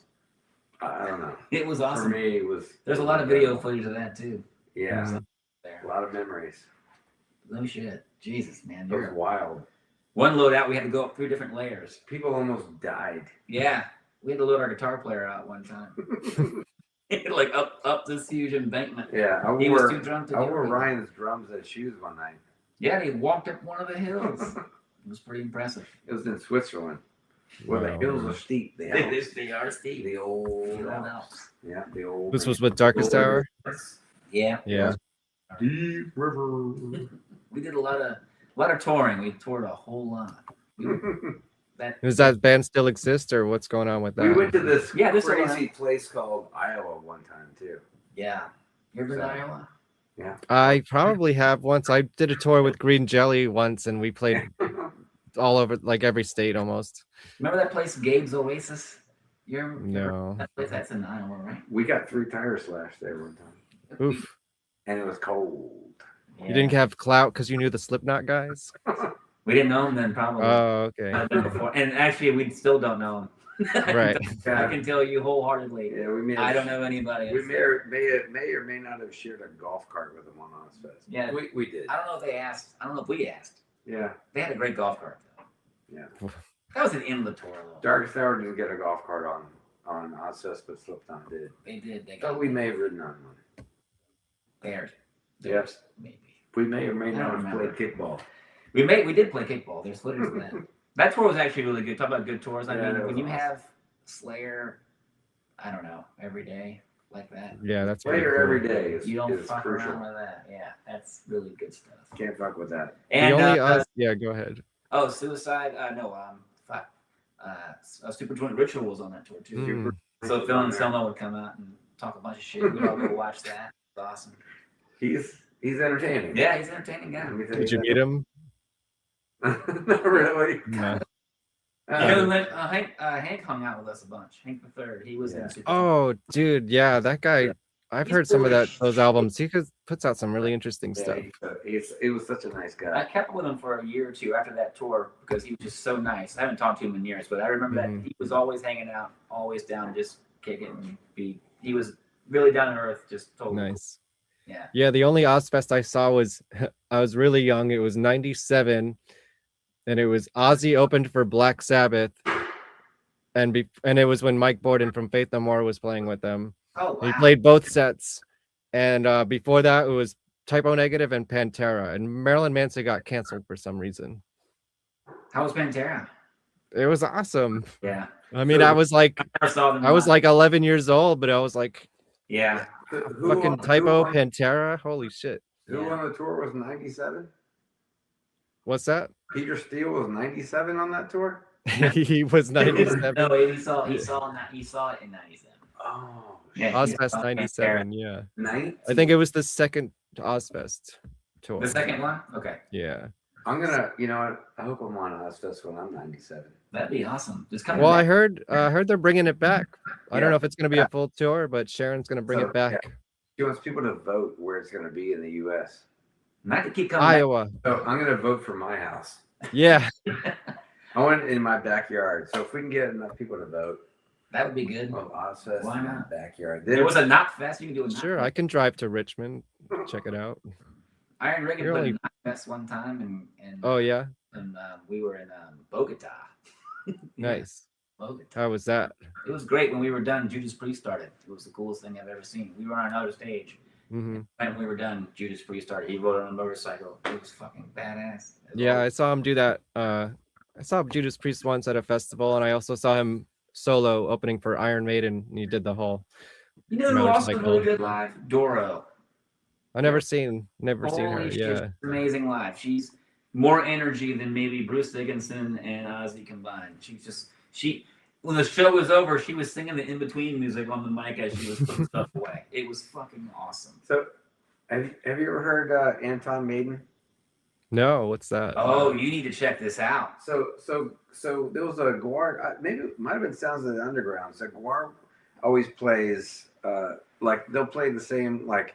They'll do War Pigs before they go on. Yeah, right. And then when they're done, I think they were doing like a Seal song. I think Yeah, so. Kissed by a Rose. They still do that. But there was one tour we did where they would play at Anton Maiden when they were done with their set. And some nights people would get fucking furious. And just so why? What is it? Like this, he was a teenager from Sweden. His dad made Iron Maiden songs into like 8-bit like video game stuff, and he sang over it, and like it was pretty raw. Yeah, he couldn't really sing. And so like GWAR would play it when their set was done for I forgot which, I think it was the Sounds Underground. Yeah. But anyway, like people would get furious. It was awesome. They would get really mad. It was fucking great. I went and saw Iron Maiden in Maryland one time, and I was blaring that in the parking lot, and people were walking by, and they were like, "Shut it off! Yeah. You're an embarrassment." I was like, "This is just funny. I don't know what we're talking." You should check it out. You gotta have humor if you're in a band like Iron Maiden, you know. Come on. And he's just a kid in his room. He didn't fucking know nothing. Yeah. But the weird thing is that he was found dead in a ditch, and people think it was because the Iron Maiden fans got him. That's canon now. So check it out. Yeah. Oh boy, we're getting into lore, man. Holy shit. Hey everybody, those are the beans. Those are the beans. Be Yeah. the beans. They'll be the beans. He has a whole fucking discography. If you can't be the beans, meet the beans. Yeah. What is it? I don't know. If you can't be the beans, what is it? I don't even know. There's a saying about beans. I don't know that one. Beans, they're good for your heart. Yeah. I think that's what you were Or the thinking. magical fruit. I think you spilled them all over the floor and your dog's been eating them. That would be terrible. Yeah, I think that's what's been going on here. People, Yeah. See, we solved the mystery. It's relentless Yeah. gas. But older dogs, they tend to have gas. Yeah, you know, don't wake a sleeping dog, but don't bake a beans. Don't bake beans from a sleeping dog's. Don't bake a bean pie on a sleeping dog's asshole. Yeah. I feel so bad for your noses. And we're living it. The moral of the story. You know what? If a dog's gas were green, this room Ugh. would just. You wouldn't be able to see us. Yeah. You wouldn't be able to see us at Baked all. us. Yeah, but it would be great for the show. So It would be good for you. Green and smelly. You know what I mean? hey, Humongous made it. What's up, Humongous? You know the humongous fungus of Urungus? Whoa, shit. Look at him go. That's Yeah, cool. he's like his own GWAR character. It's great. Oh, We, you know, Mike wants. Go ahead. No, go ahead. I was going to tell you that Corey Smoot, he had a bunch of names for. We had a bunch of names for people. He was before GWAR. He's his own GWAR that he made, but it wasn't GWAR. It was his own band, you know. But he never did anything with it. But he had characters for everybody, and his was Spuba the Mighty. I remember Spuba the Mighty, and then our friend Larry was Orc the Eggman, which was it's very strange. Was it going to be like a costume band or something? Yeah, he had a whole, he had our whole the lineage Wow. of where everybody came from and stuff. I wish I knew where that was. He had all Yeah, that. me too. And Who there would was- know about that? Let's find out. I wish I know that. I wish I knew there was a way, but Yeah, no one has any of that stuff. that's good There was- lore. There was a VHS too of us practicing in my dad's garage. Yeah. And my dad hung a big blue tarp and we played in front of it. Smoot recorded the show that Darkest Hour played at Alley Cats. He did? Yeah. Oh yeah. Yeah. So Darkest Hour played it. We did a concert one time in Alley Cats, and Smoot recorded that. That Alley Cats was this old venue in Richmond that was pretty fucking awesome. No longer there. Hmm. You recorded us there? Yeah. Yeah. He had an awesome And studio Mark, in his Mark did the video. Mark Restivo. Oh shit. Mark Restivo. Restivo, one of the best. We'll find your VHS tapes. I'll transfer them for you, I know. I gotta figure out. I don't even know where that one is. I love or it. cassette tapes, or Well, I whatever forgot- you got. That was on Betamax. If you have a Betamax, So you gotta No, I had to outsource the Betamax. All right, I think it might be on laser. It's only released on Laserdisc.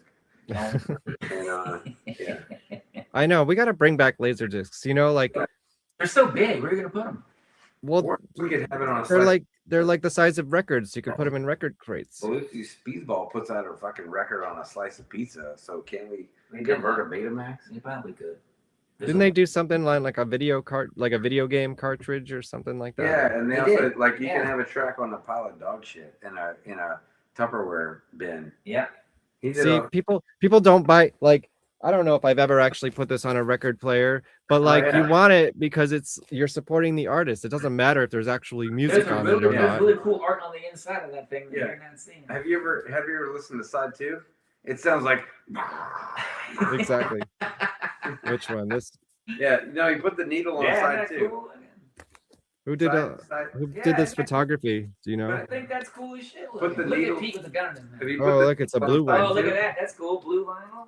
Yeah. Yeah, Oh, yeah, there the is etching on the right. There you Needle go. on that. Isn't that a cool Yeah. etching? There's a whole secret album on here if you put in the grooves Have correctly. you ever tried Yeah, to play that it side? won't play right. It's psychedelic. Exactly. Yeah, we get very experimental. There is a lock on that record though, so don't leave it for too long. It'll never stop. That's funny. What does it say?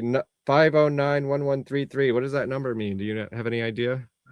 509-113. Oh, Oh, no. 509-1133. Oh shit! Bob explained it. There might be a story to that. Yeah. This is definitely a Bob picture, Yeah, I it's think. Bob- It's definitely his kind of style. Bob Gorman did that logo, so he explained it, but I'll have to ask him. I have a short-term memory. Yeah, me too. I don't know what he said. It was a good though. I'll ask him when I give him his name. Hopefully I'll see him next week. Yeah, me too. Hopefully we'll see you next week, Bobby. Yeah, put me on the list, Bob. Yeah. Well, put me on the list for your show in Brooklyn. Yeah, you guys got some time. I'll bring my camera. We can do some photos. Yeah. You got when some you good come to photos. Brooklyn. Oh, thank you. Cool. Yeah. You've been I doing like that for long. portraits the best. You know, like I want a band portrait. Ah, yeah. Oh yeah. Like in gouache. Like a band, like all in costume, or just with that just hanging. Well, I mean, any band. Like if I'm gonna go photograph a band, I want to get a band portrait. That's like my main Okay. priority. I can never get it with GWAR because they're so like busy There's with so the many. VIPs and stuff. But I was really hoping to get one, the X Cops in TVI, but everyone was kind of scattered and sick. So And sick, definitely. yeah. I don't And know if I'm they- like the only one who got out of there unscathed. All my friends who just went like got sick too. I didn't get sick. I don't think. I think I. Wow. I know y'all were bad. We were bad. It was not a good ending to the tour. The tour, No, it was pretty grim. the tour was wild already, so it wasn't a good way to cap it off. I lost. Yeah. The van was shaking so bad it felt like you were in a mixer or some kind of blender. I lost a leg. I don't have anybody like below this line. Oh, that's why the framing is as it is, right? Yeah, it has to Yeah. be. You don't want to see what's below the belt. It gets wild. Yeah. Stomp. You guys can see that in Pete's Lee video, his interview. I think his pants fell down at one point. That's why I used to pants you. Yeah. Yeah, exactly. Yeah. Never know when they're gonna come off. All right, let's get to these questions. Are we getting X Cops opening for GWAR this year, or just a few one-off shows, or is there any specific I think plan?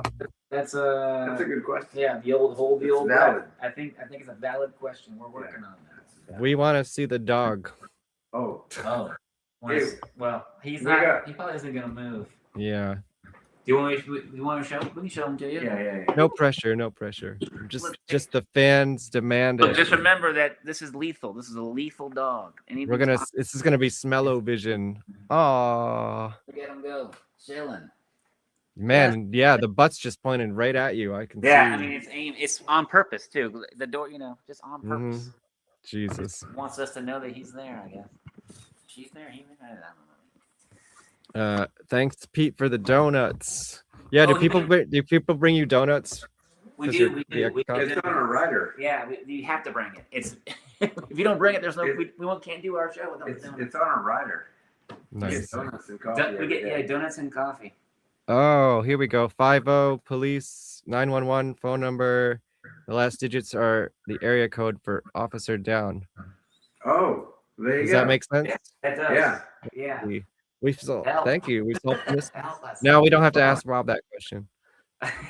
Yeah. Oh, Uh-oh. what are you doing here, buddy? Uh-oh. He's okay. I think his butt finally got to him. Uh-oh. We'll see. All right, well, the next thing is the boat. Yeah. Zach Sabbath is playing. That's cool. If you see two guys walking around with cigars, it'll be Paul and I. Wait, the Dillinger Escape Plan is back? Oh, yeah. Yeah, they're back. Yeah. We did some Darkest Hour tour with them too a few times. They were awesome. They were so crazy live. I recorded in their studio once, and they were coming up to practice right after we were leaving, and they looked at us with a lot of disgust. So I think we were late. Disgust? Oh, well, maybe not. You know. Because they have that studio like in this area around me. It's not too far away. Oh, I don't know. Between 5 and 10 years ago. Okay. I guess. Liam's a great guy. He's a great what is it called? Something Smasher Studios. I forget. I don't know if I know Anyone knows. I know that one. But Ben was in the band. He's a good guy. He was in Suicidal Tendencies. Nice. Yeah, this is gonna be a good show. Fucking Zach Sabbath. That's cool. Yeah, In Flames, Guar. In Flames, man. Yeah. The Haunted. I can't even see the who's this band next to X Cops? I can't even read it. It's so small. Was it 200 Stab Wounds. Oh, 200 Stab Wounds. Cool. So I'm in a band called Mammoth Grinder, and we just did a tour with 200 Stab Wounds, and they are nice. Brutal death metal. Super. I've brutal. heard of them. Yeah, I know they're like big with the kids these days. Yeah, they're fast. They're relentless. You know, I like death metal. That's kind of where I'm from. But we're not. Yeah, they were really something. They're great live. Amazing. The boat's gonna be rocking, if you know what I'm saying. It's gonna be if this boat's a not rocking. Yeah, don't Yeah, come yeah. up knocking. Yeah, make sure your sockets are. So we got this coming up, and you got your Iron Reagan tour coming up. Is there anything else we should know that's coming up in the future? Something about Don Dokken. I don't know. I don't think. Wait, no one's touring with Dokken that I know. The Dream Warriors. We got we have Anything a coming up? June. Yeah, We got in June. That's I'm in the band I'm in called Suppression. We're playing out west in April, doing 5 shows on the West Coast. Who are you playing with? It's a band called Homegrown, and the other band. It's slipping my mind. This is what happens when I've had a couple. Don't It's remember. gonna be good. Suppression. It's okay. We're gonna land this plane pretty soon. I'm just trying to remember all. It's almost past your bedtime, so No, you know. what is that supposed to mean? What is that supposed to mean? Do I got a pillow under my head? I feel good. I'm all right. We want to know if there's any Belushi Speedball Tour stories. Any Belushi Speedball stories? Well, they were always doing something every day. I feel like they were always getting into something every day. They always brought in the most interesting merch. They were selling crusts of pizza, like crusts, and they had boxes and stuff. One guy sold me a car, and I'm not sure where the car is. Yeah, that's like true. a Matchbox car. I don't know. Yeah, I think you got scammed. Yeah, like my credit report took a nosedive. Yeah, apparently he didn't have a car to begin with, so it's all a little fishy. Yeah, it was either a Hyundai Sonata or it was like That makes a sense. Sorrento. I don't know what. I it will was. say that they spent a lot of money in all those things that they destroyed every single day, and they had to go to they had to go somewhere and pick up all this stuff. Yeah, they went to Costco every day to get a bunch of shit. Yeah, just and they would buy spatulas and toilet paper. Spatulas, toilet paper. Oh yeah, they have a lot of toilet paper. They do that every show, though. You think it's just a thing, but it's every single day. Well, we were doing that in Green Jelly. We had a character who had a leaf blower that he like set up to put like a toilet paper on the end, so it was just. Oh my god! It was awesome. That's good. It was a good time. You got to keep up with all that stuff. Yeah, we had to clean it up after the show every night too. But he just had the leaf blower, so he just blew it all onto the side. It was great. So They had a good multi-purpose. system with cleaning it up. They would at the very end when they were done, they'd say, "Everybody, do us a favor, pick up a piece of trash if you can." And a lot of people would help out and clean up. Yeah, they were a lot of cardboard fun. boxes they throw out and all kinds of He's stuff. on the move. They were great. Audience interaction, that's what it's all about. Those drives were kind of long, so we didn't really get a lot of time at but they did hang out a few times. Yeah, they were cool. A lot of fun to tour with. Yeah. And we had known Jameson. I had met Jameson on maybe the first GWAR tour I ever did with Iron Reagan. He was in GWAR at the time, so I knew him too. I wonder if I saw you guys with them at one point. Probably. There's no way. We were the Band of Orcs opened, and then we played second, and then it was Whitechapel or Iron Reagan's playing Milwaukee Metal Fest this year. Nice. And Belushi Speedball is playing the same day. Yeah, that's right. Yeah, they are. Coincidence? I don't know. Who knows? They're Ohio, so Yeah. maybe not. Maybe Do you know the date on that one? The June 5th. Nice. Milwaukee Metal Fest. I knew the date. You knew the month. GWAR's not playing? That's fucking GWAR is teamwork. not playing. GWAR is Boo. playing the following month, aren't they? I don't know. They're always playing, man. Last Yeah. year, 40 years, they played their asses off. They're everywhere last year. Good grief. Do you guys have any favorite like GWAR album or song? I'm a huge Scumdogs fan. Like that's the one that really blew my top. I love that fucking record. I think some of the greatest songs ever written are on that record. I like America Must Be Destroyed too. I like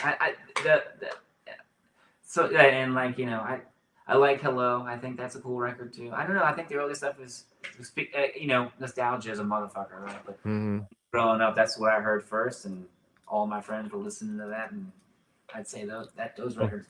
And Live from Antarctica, that VHS is to this day still. I didn't, because as a kid, I didn't know where that was filmed. I had never been there. I'd never seen it before. So they could have been in Antarctica for all I fucking knew. It was so it was all. That was the Flood Zone, right? Yeah, I would watch that and Cliff 'em all back to back, and then I'd watch fucking Live After Death, and I was like, that's my entire afternoon. And I'd drink a half a gallon of milk after school and just watch that shit. Sounds like a good time. Yeah, the EP they just put out is pretty awesome, and we watched them put that together on the last. I don't know. It was one of the last tours they were working on it, and I don't know. The EP is awesome, and it's kind of wild. I like Lust in Space though. Yeah, it's a good one. Beyond Hell's good too. I mean, bring back the bomb. It's fucking killer live. Yeah, when they played It's a that. classic, yeah. And it never gets old. It's always current. Yeah. Yeah. Yeah. What is it with the MOB? Was the mother of all? Oh yeah. Moab. Yeah. Yeah. Fucking Moab. And I like I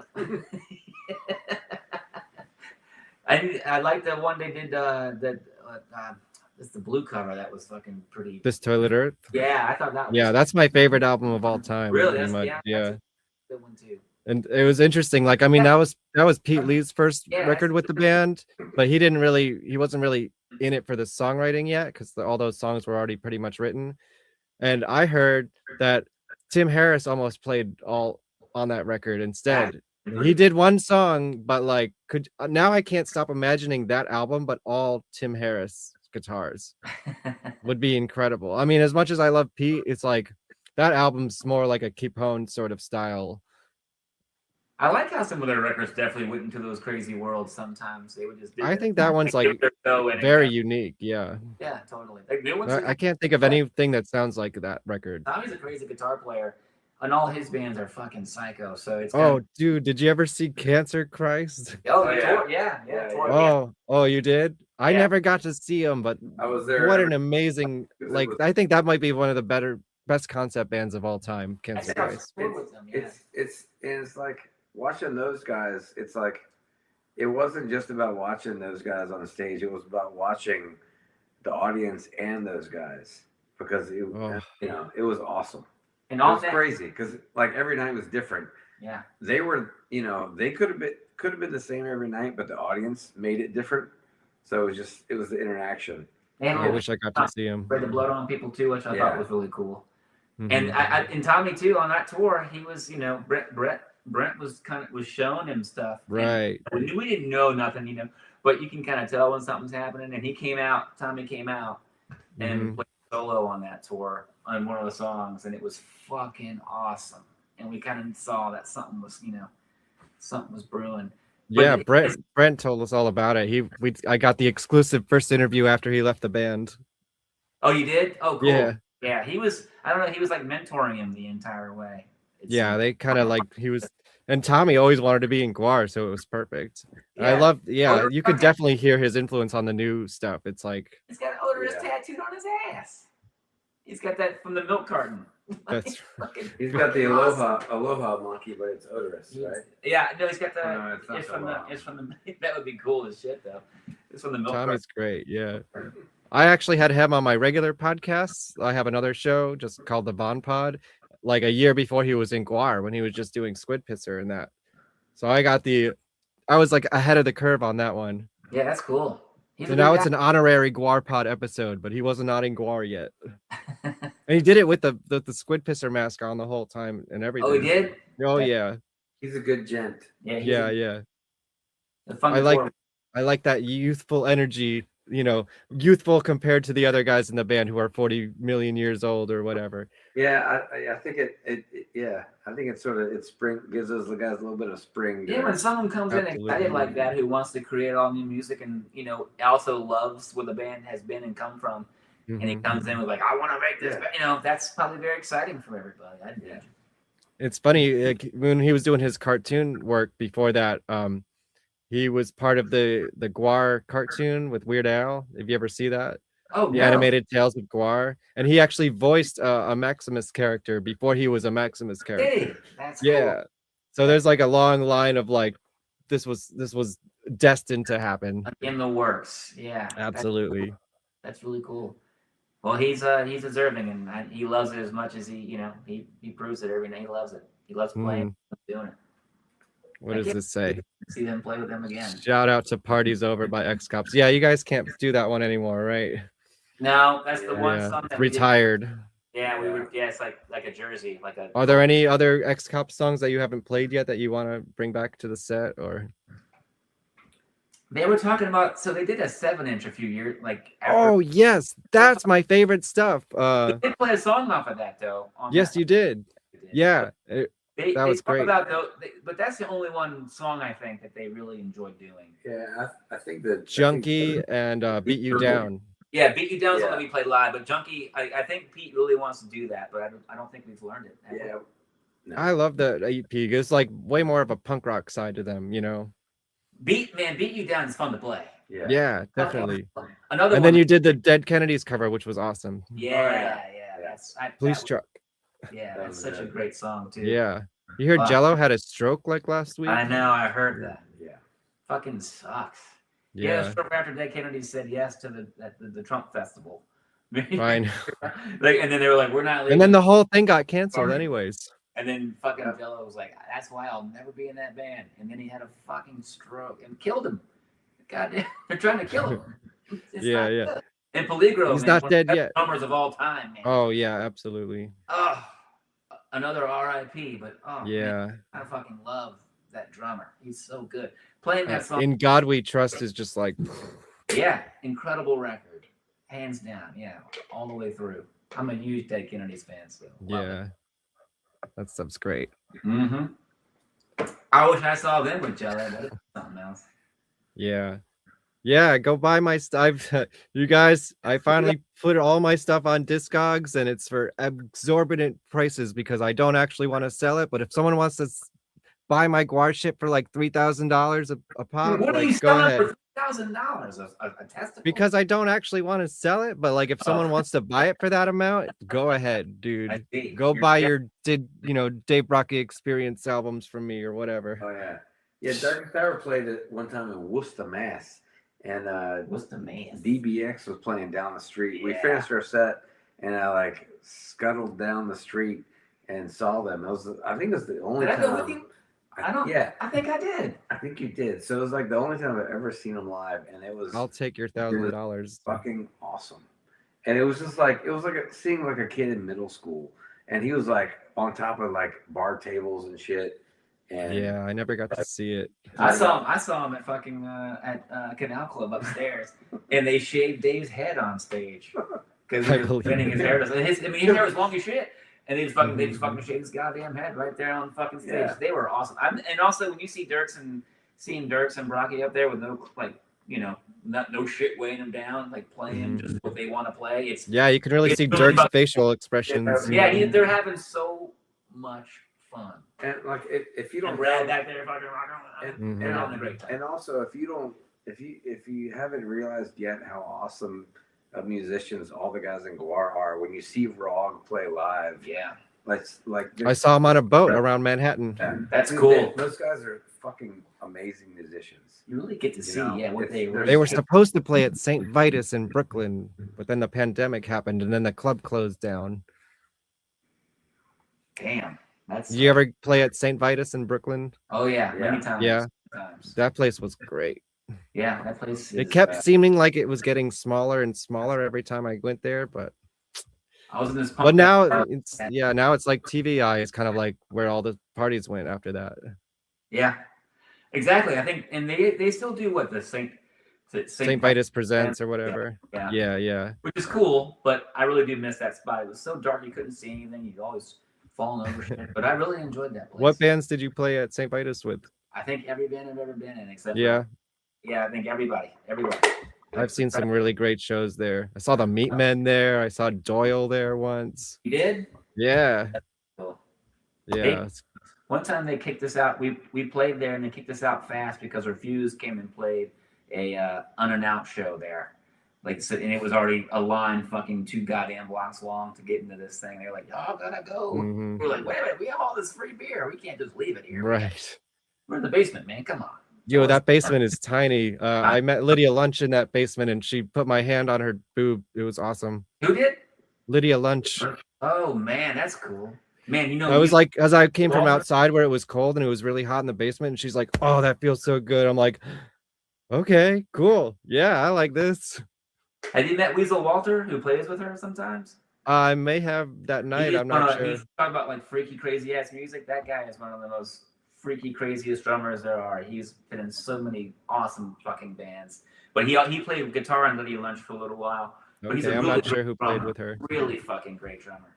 Nice. He was in a band called Lake of Dracula and a band called Flying Lutenbachers. He's been wow, those are some cool band names there. Yeah, he's in a band called Vomitatrix and like Dominatrix, but Vomitatrix. I have to look his discography. This girl, Gina, sings and she's fucking psycho and just it's fucking awesome, man. What's his name again? Weasel Walter. He's from Weasel Chicago. Walter.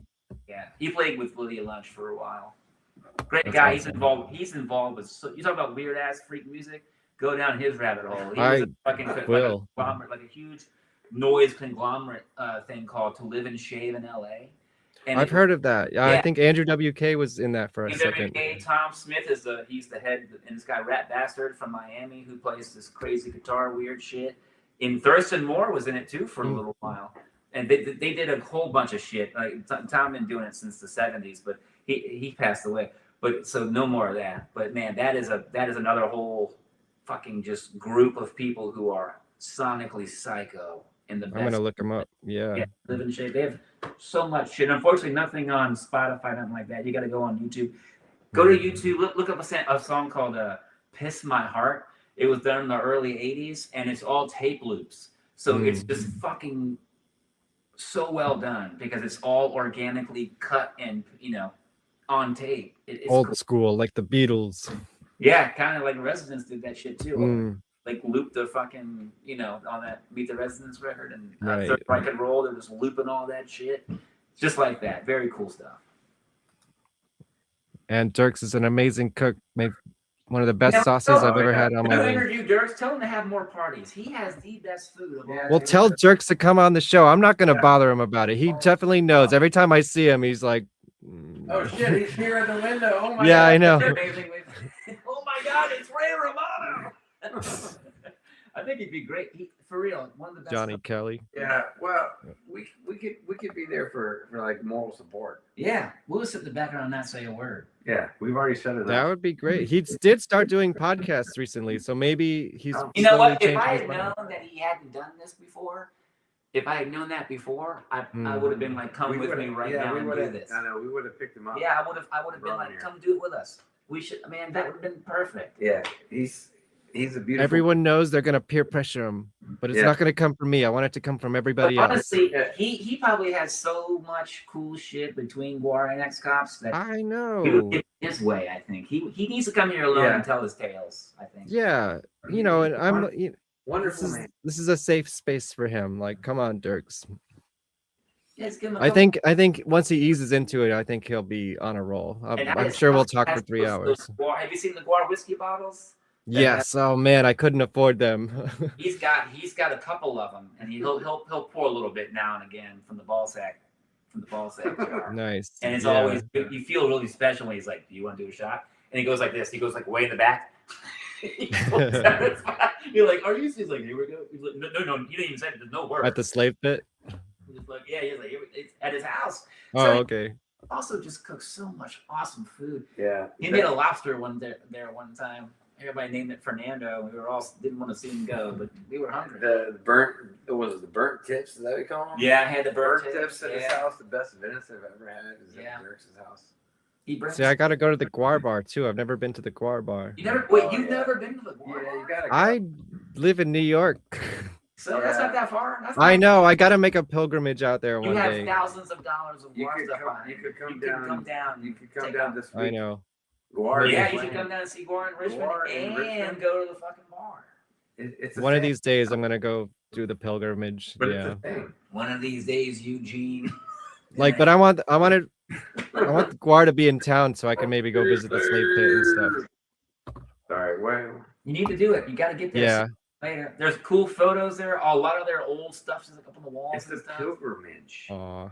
He shook his hand. Oh my god. Yeah, he does deserve a 6-hour episode. I'll do it It too. would take that. It would take that just to get all of the information out of him. It would take. I mean, he's probably got so much. Yeah. So Yeah. much hair. It'd be Well, incredible. he could do it with somebody. I don't care. Like, whatever he wants to do is fine with me. But I'm putting it out into the world. Dirks, come on, let's do it. You do it on the cruise. Yeah. He'll be On relaxed. the cruise. Give him a cigar. Do we have internet on the cruise? I don't know. You got to pay like $95 an hour. Well, DBX is always great. Yeah. Yeah. Oh Just yeah. there. Well, here's a good way to end this. I usually ask the guests at the end if they have any good Dave Brocky stories. I don't know if you guys knew him or not.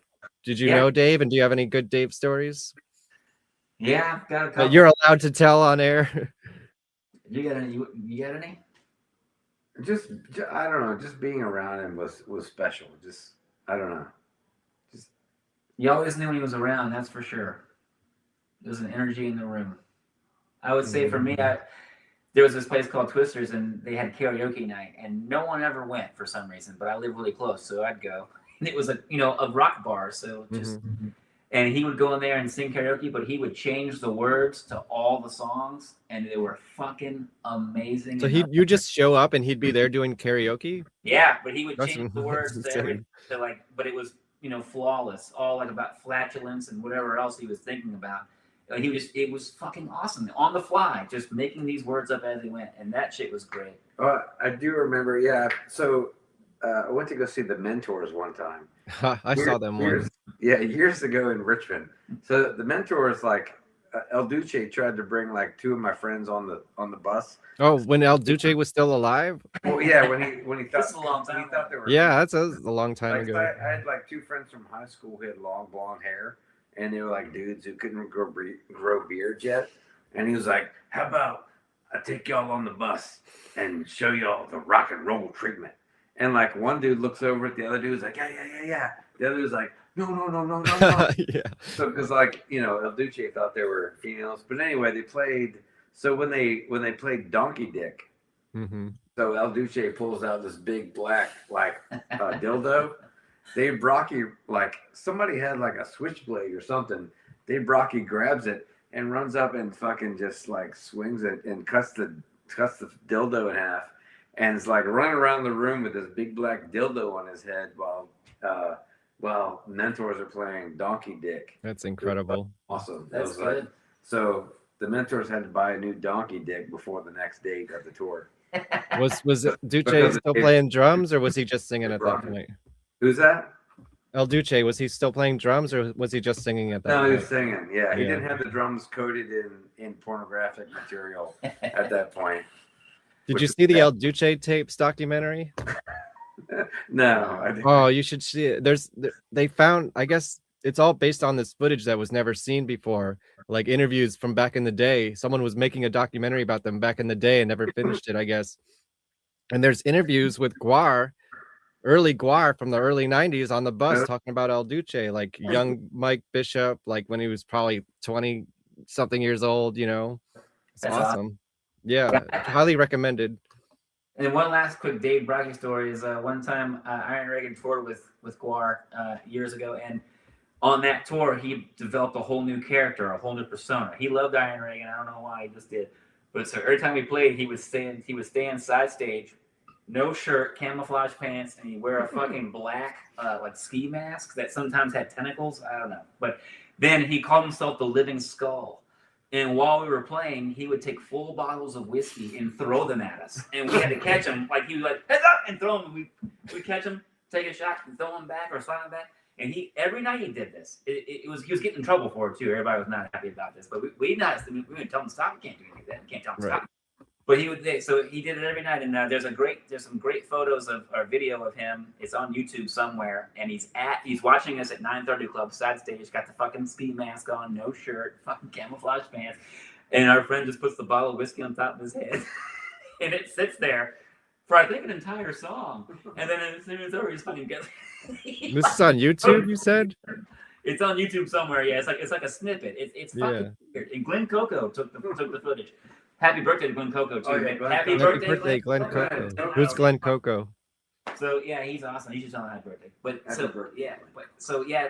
the Living Skull, and Iron Reagan wrote a song about it. It's called The Living Skull. And on that record, which is called Tyranny of Will, we have a sample of him also just destroying a room.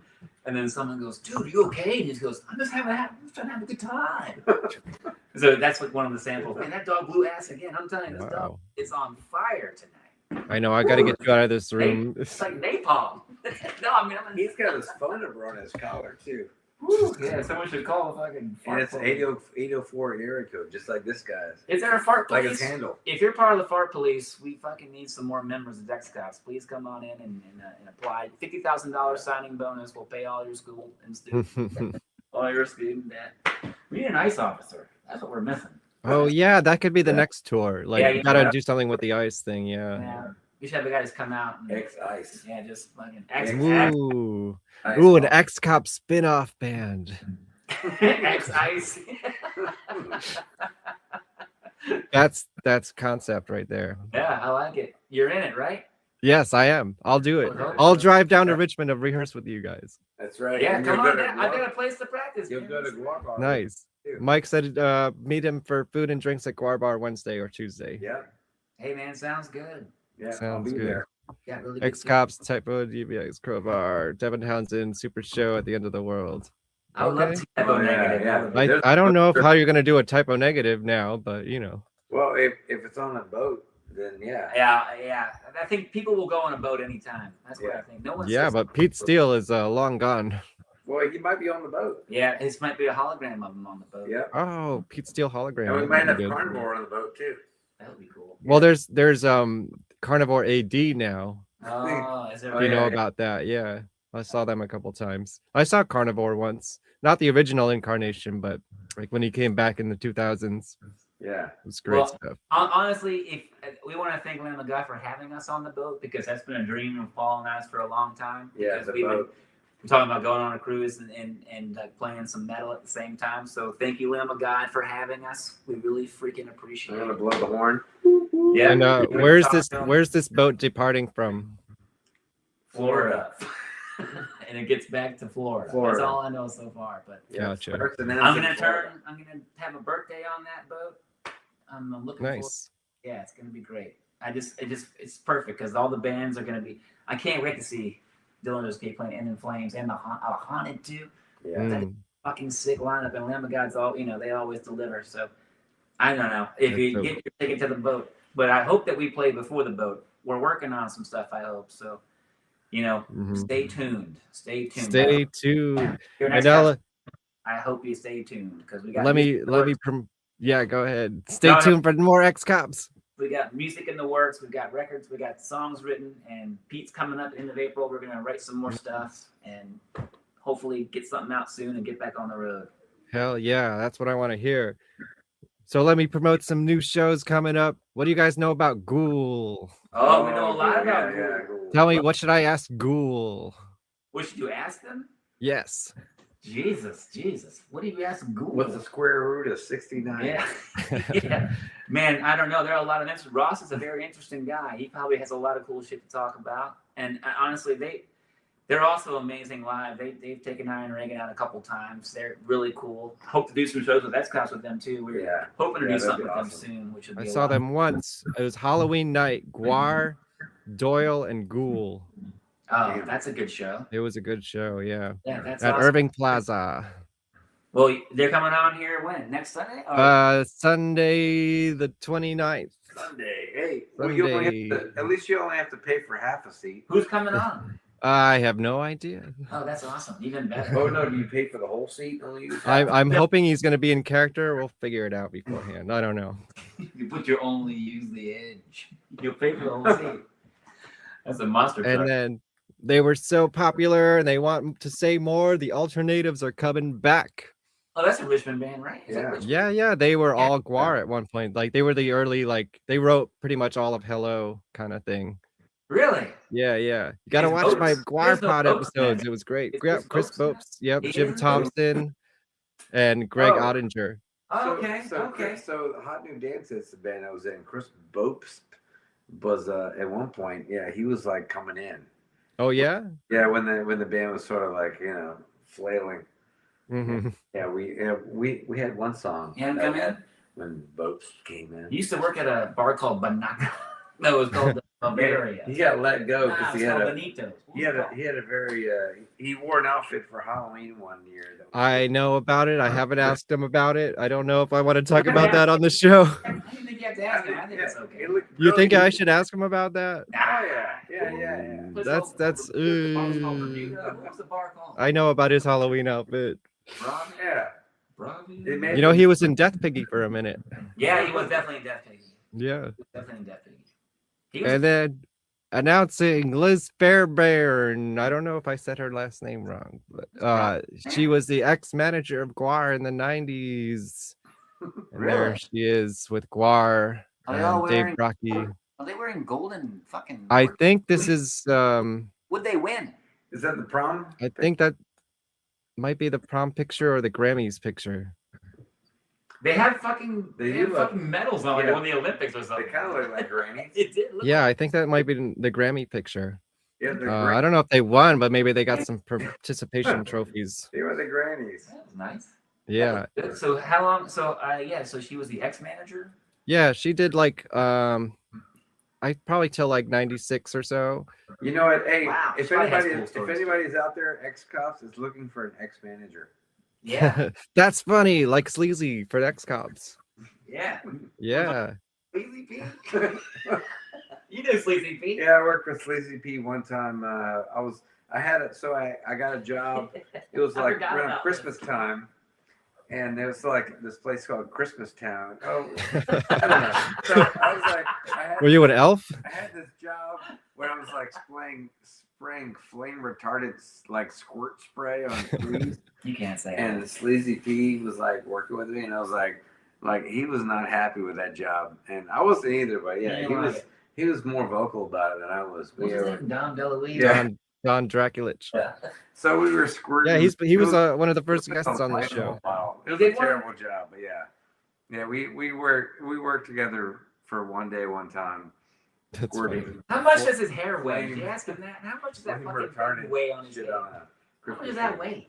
That has to weigh a lot. Yeah, that's a good question. How many ounces? It's got to be heavy. His neck is probably bigger than So his are shirt. ounces? Is it like weight or is it like a liquid? Well, they got it down pretty good now. I heard those things don't weigh that much anymore. Huh. You know, like Beefcake's helmet is like lighter than it's it like used nothing now. Yeah. Yeah, Matt and I'm Bob, sure it's come through a lot. Yeah, like science is a motherfucker. Matt and Bob have really researched that shit. They need an ex-cops captain officer for a manager. Ex-cop captain. But, maybe Margaret can be your manager. Yo, she's SWAT. Yeah, she's SWAT. She's SWAT. Yeah, She's under. You need to get her a fly swatter. Yeah. I don't know. Yeah. A big giant fly swatter. It has to have a beard on it though. Yeah. Otherwise, it doesn't. I don't know what does SWAT stand for anyway? SWAT. Special. Special women. I have no idea. What now? I want to know what does SWAT stand for? Somebody noticed something. Sugar. Special Weapons and Tactics. Okay, yeah, there you go. God damn, that was fast. So yeah, definitely get her a big SWAT Fly swatter. Yeah, that'd be good. They probably sell big ones at south of the border. No, but it's got to be one of those big, like Bob Gorman made fly swatters, you know? Yeah, something huge and Yeah, unnecessary. yeah. Something like ridiculous. Yeah, special weapons and Margaret tactics. made that electrical helmet that goes on my head. Oh yeah? How much Yeah, does that weigh? And it's a lot. It's a Yeah? lot. Hard on the neck. So I always wonder how much stuff weighs that goes on their heads because that thing, it's cool as shit. It lights up and it straps on, which is really tight. It chokes the shit out of me. But it's fun because when I'm playing, it's like you can really feel it. If I go too far to one side, my whole body kind of goes with it. So I have to be careful how far I lay. It's cool though. And there's some smoke on that thing too, or what? Yeah, it's a smoke machine that happens on the back of that shoe. So Bob. I used to be in a band that did that. It was called the Rosemary's Billy Goat. Oh, that electrocuted? Yeah, he had an electric chair on stage, Oh, and it that's had like cool. a smoke machine on the bottom and all that stuff. So Bob and Dirks have something in common. So they share a name. So Bob's middle name and Dirk's fourth name are the same. It's Alicious. Fourth name. Alicious. Yeah, so it's Bob Alicious Gorman and Mike Dirks Alicious. There you go. You see, you're learning new things all the time. Yeah. That's what we do this for. I think Deliciouses came probably from overseas, or where do you think Delicious is? Yeah, I think it's Maybe from outer space. Yeah, it's Parking meter maid. they're Dutch. Yeah, there you go. A meter maid would be good. Well, isn't that what Buff is?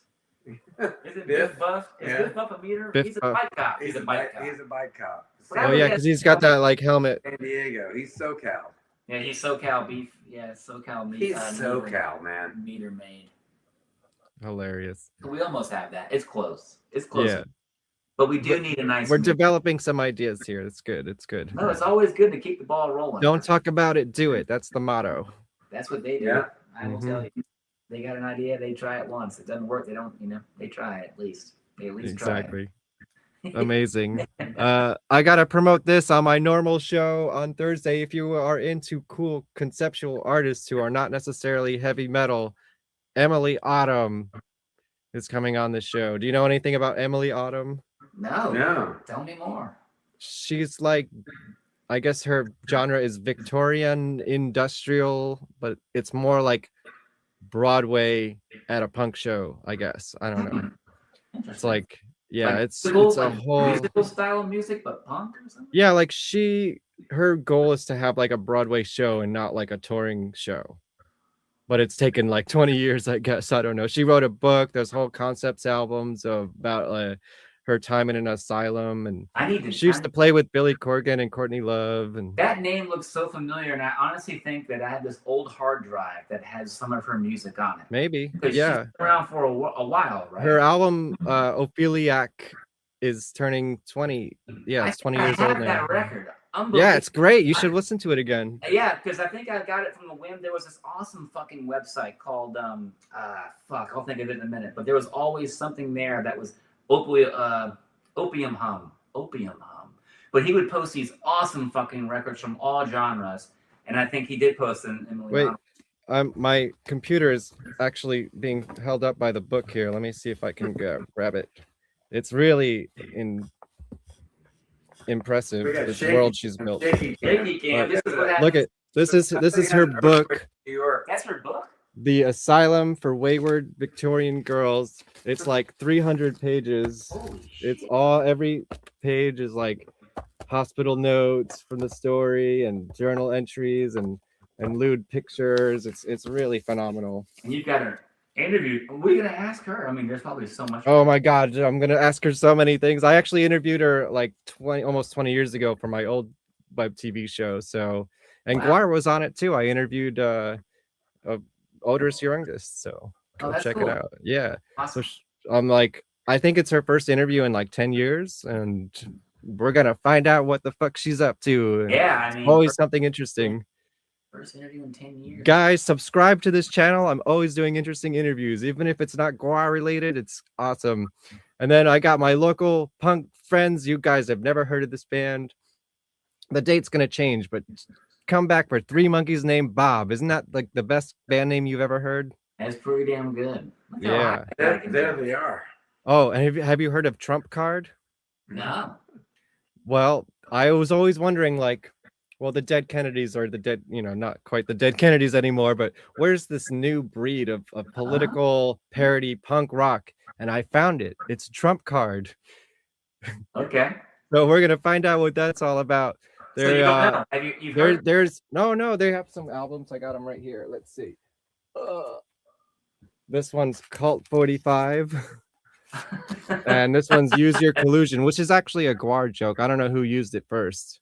I do like Colt 45.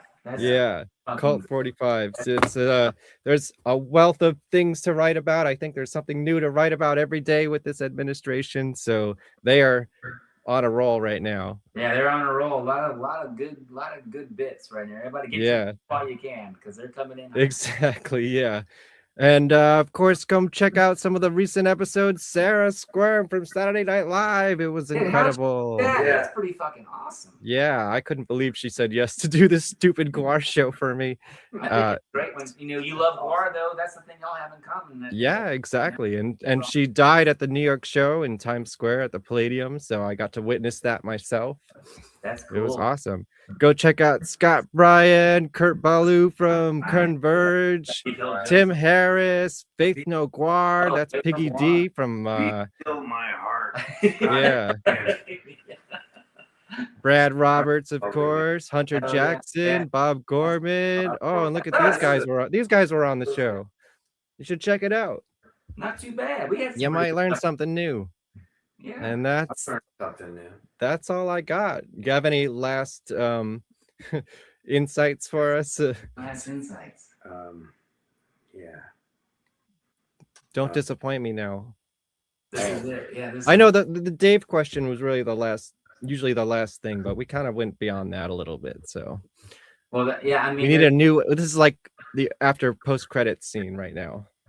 So this is like the deep cuts. Yeah. Yeah. What's your life advice? Well, I know like if you take cranberries and stew them up like applesauce, they taste much more like rhubarb than cranberries. Take that to the bank. Amazing. I think we could end on that for sure. Thank you, humongous fungus of your rungus. Go check out his shit show on YouTube. Kevin, thank you for fucking having us. Yes, thank you. Thank you so much for everyone who tuned in to take a look at these two. I was very persistent. I'm gonna get the X-Cops on, and I got them. I'm glad that you did. Thank you so much, and we appreciate you having the time to talk to us just guys. Well, I appreciate it. Just make sure there's get on that X-Cops thing. I want to hear new music. Long Hard Nightstick. We need it. Yeah, we need it recorded. It exists. We're lucky to be a part of all this. Yes, we are. We're so fortunate to be part of the universe. So thank you. Amazing. Well, go check out Iron Reagan on tour soon, and hopefully see you there in Brooklyn at the Brooklyn Paramount. Hell yeah, apparently, that's what it's called. I'll be there. Yeah, we'll be there. I'll be there. That's good. Somewhere. I hope so. All right, guys, like, share, subscribe, and comment below. And I'm going to do the outro, which is my Andrew WK inspired outro. So there you go. Go, everyone, subscribe to the channel. Like, share, subscribe, comment below. Like, share, subscribe, comment below. Like, share, subscribe.